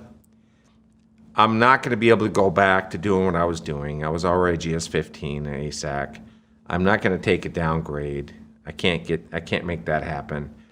The pandemic was wrapping up, even though 6 months before I had made my mind up. It's probably time for me to look to do something else with my life. Yeah. And that's when I just said, you know what? I'm not going to be working for someone that I don't have a congruent level of thought with. We can't come to the same ideas and notions on things. I'm thinking here, he's thinking there, and I'm not going to be struggling and fighting. Yeah. And we didn't talk for like maybe the 4 or 5 months before I retired. And in fact, when I retired, he took my credentials, and he wouldn't give me, when you retire, you get a plaque and all the things. Well, each division funds that and issues that, and he wouldn't do it. So when I retired, I never even got a plaque or anything. Thank you for your 23 years of service or anything after everything I did. God, what a dick move. Yeah. Not surprised, but exactly. Still a dick exactly. Move. Yeah. I mean, I could pursue it. I have, they sent me my credentials, my HR 218, which is retired law enforcement in a good standing. I can carry my gun wherever. They sent that in an envelope. It actually arrived like in a paper envelope, like. Thanks for playing. Because that's the law. You have to do that. You have to do that. Yeah. Because I earned it. Yeah. So what next and what's next? Yeah. So I left DEA. Literally, I lived in Chinatown, 2 blocks from the federal building. So the end of March, the day I turned 50, I go to the house. My wife is there. We lived in an apartment. And I had like IKEA furniture and all this stuff. And I basically opened the doors, and all the staff in the building, the cleaners, security guy, all say, "Hey guys, free furniture and TV, silverware and everything." They're like, "Oh shit!" So everyone's carrying everything out of my apartment, and left our suitcases. And I said to my wife, I said, "Where do you want to go?" She goes, "I don't know." I said, "Well, figure out a place." She goes, "I've never been to Montana." I said, "Let's go." We jumped in the car and drove to Montana. No shit. And we stayed there for 2 months. Yeah, with no planning, no nothing. Yeah, just kind of a retirement vacation. I slept for a week, man. Yeah. Wow. After the career I had and everything, I was like 2 weeks. And I woke up, and then we were snowshoeing and walking around, snowed in Montana. And about 2.5 weeks, I was like, man, I got to do something. I'm like going crazy. I started writing a book. And that's the book that'll come out next year called Beyond Blurry Lines, kind of memoir. Talks about in depth a little bit more about some of the things, surviving the accident, the paralysis, my work, different vignettes. I mean, it ought to be made into a movie, honestly. I mean, I don't even know how you would approach it. It'd be 9 hours long, but... Well, I was offered a contract from a company, a big production company. I won't say who it is, but they actually did movies with Matthew McConaughey and some others, and they wanted to buy my life story to put it in a movie. Yeah. And the guy was such a dick, I told him to fuck off. How was he being a dick? Like just trying to dictate to you how it's going to go kind of thing? Or? Kind of, yeah.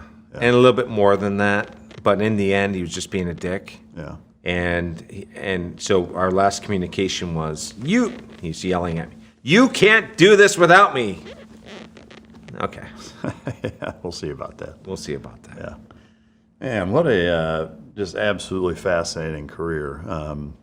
Again, having seen so many shows and movies and whatever where DEA is depicted and in a number of different capacities, it's been just an absolute honor to be able to sit down and interview you and ask you all these questions.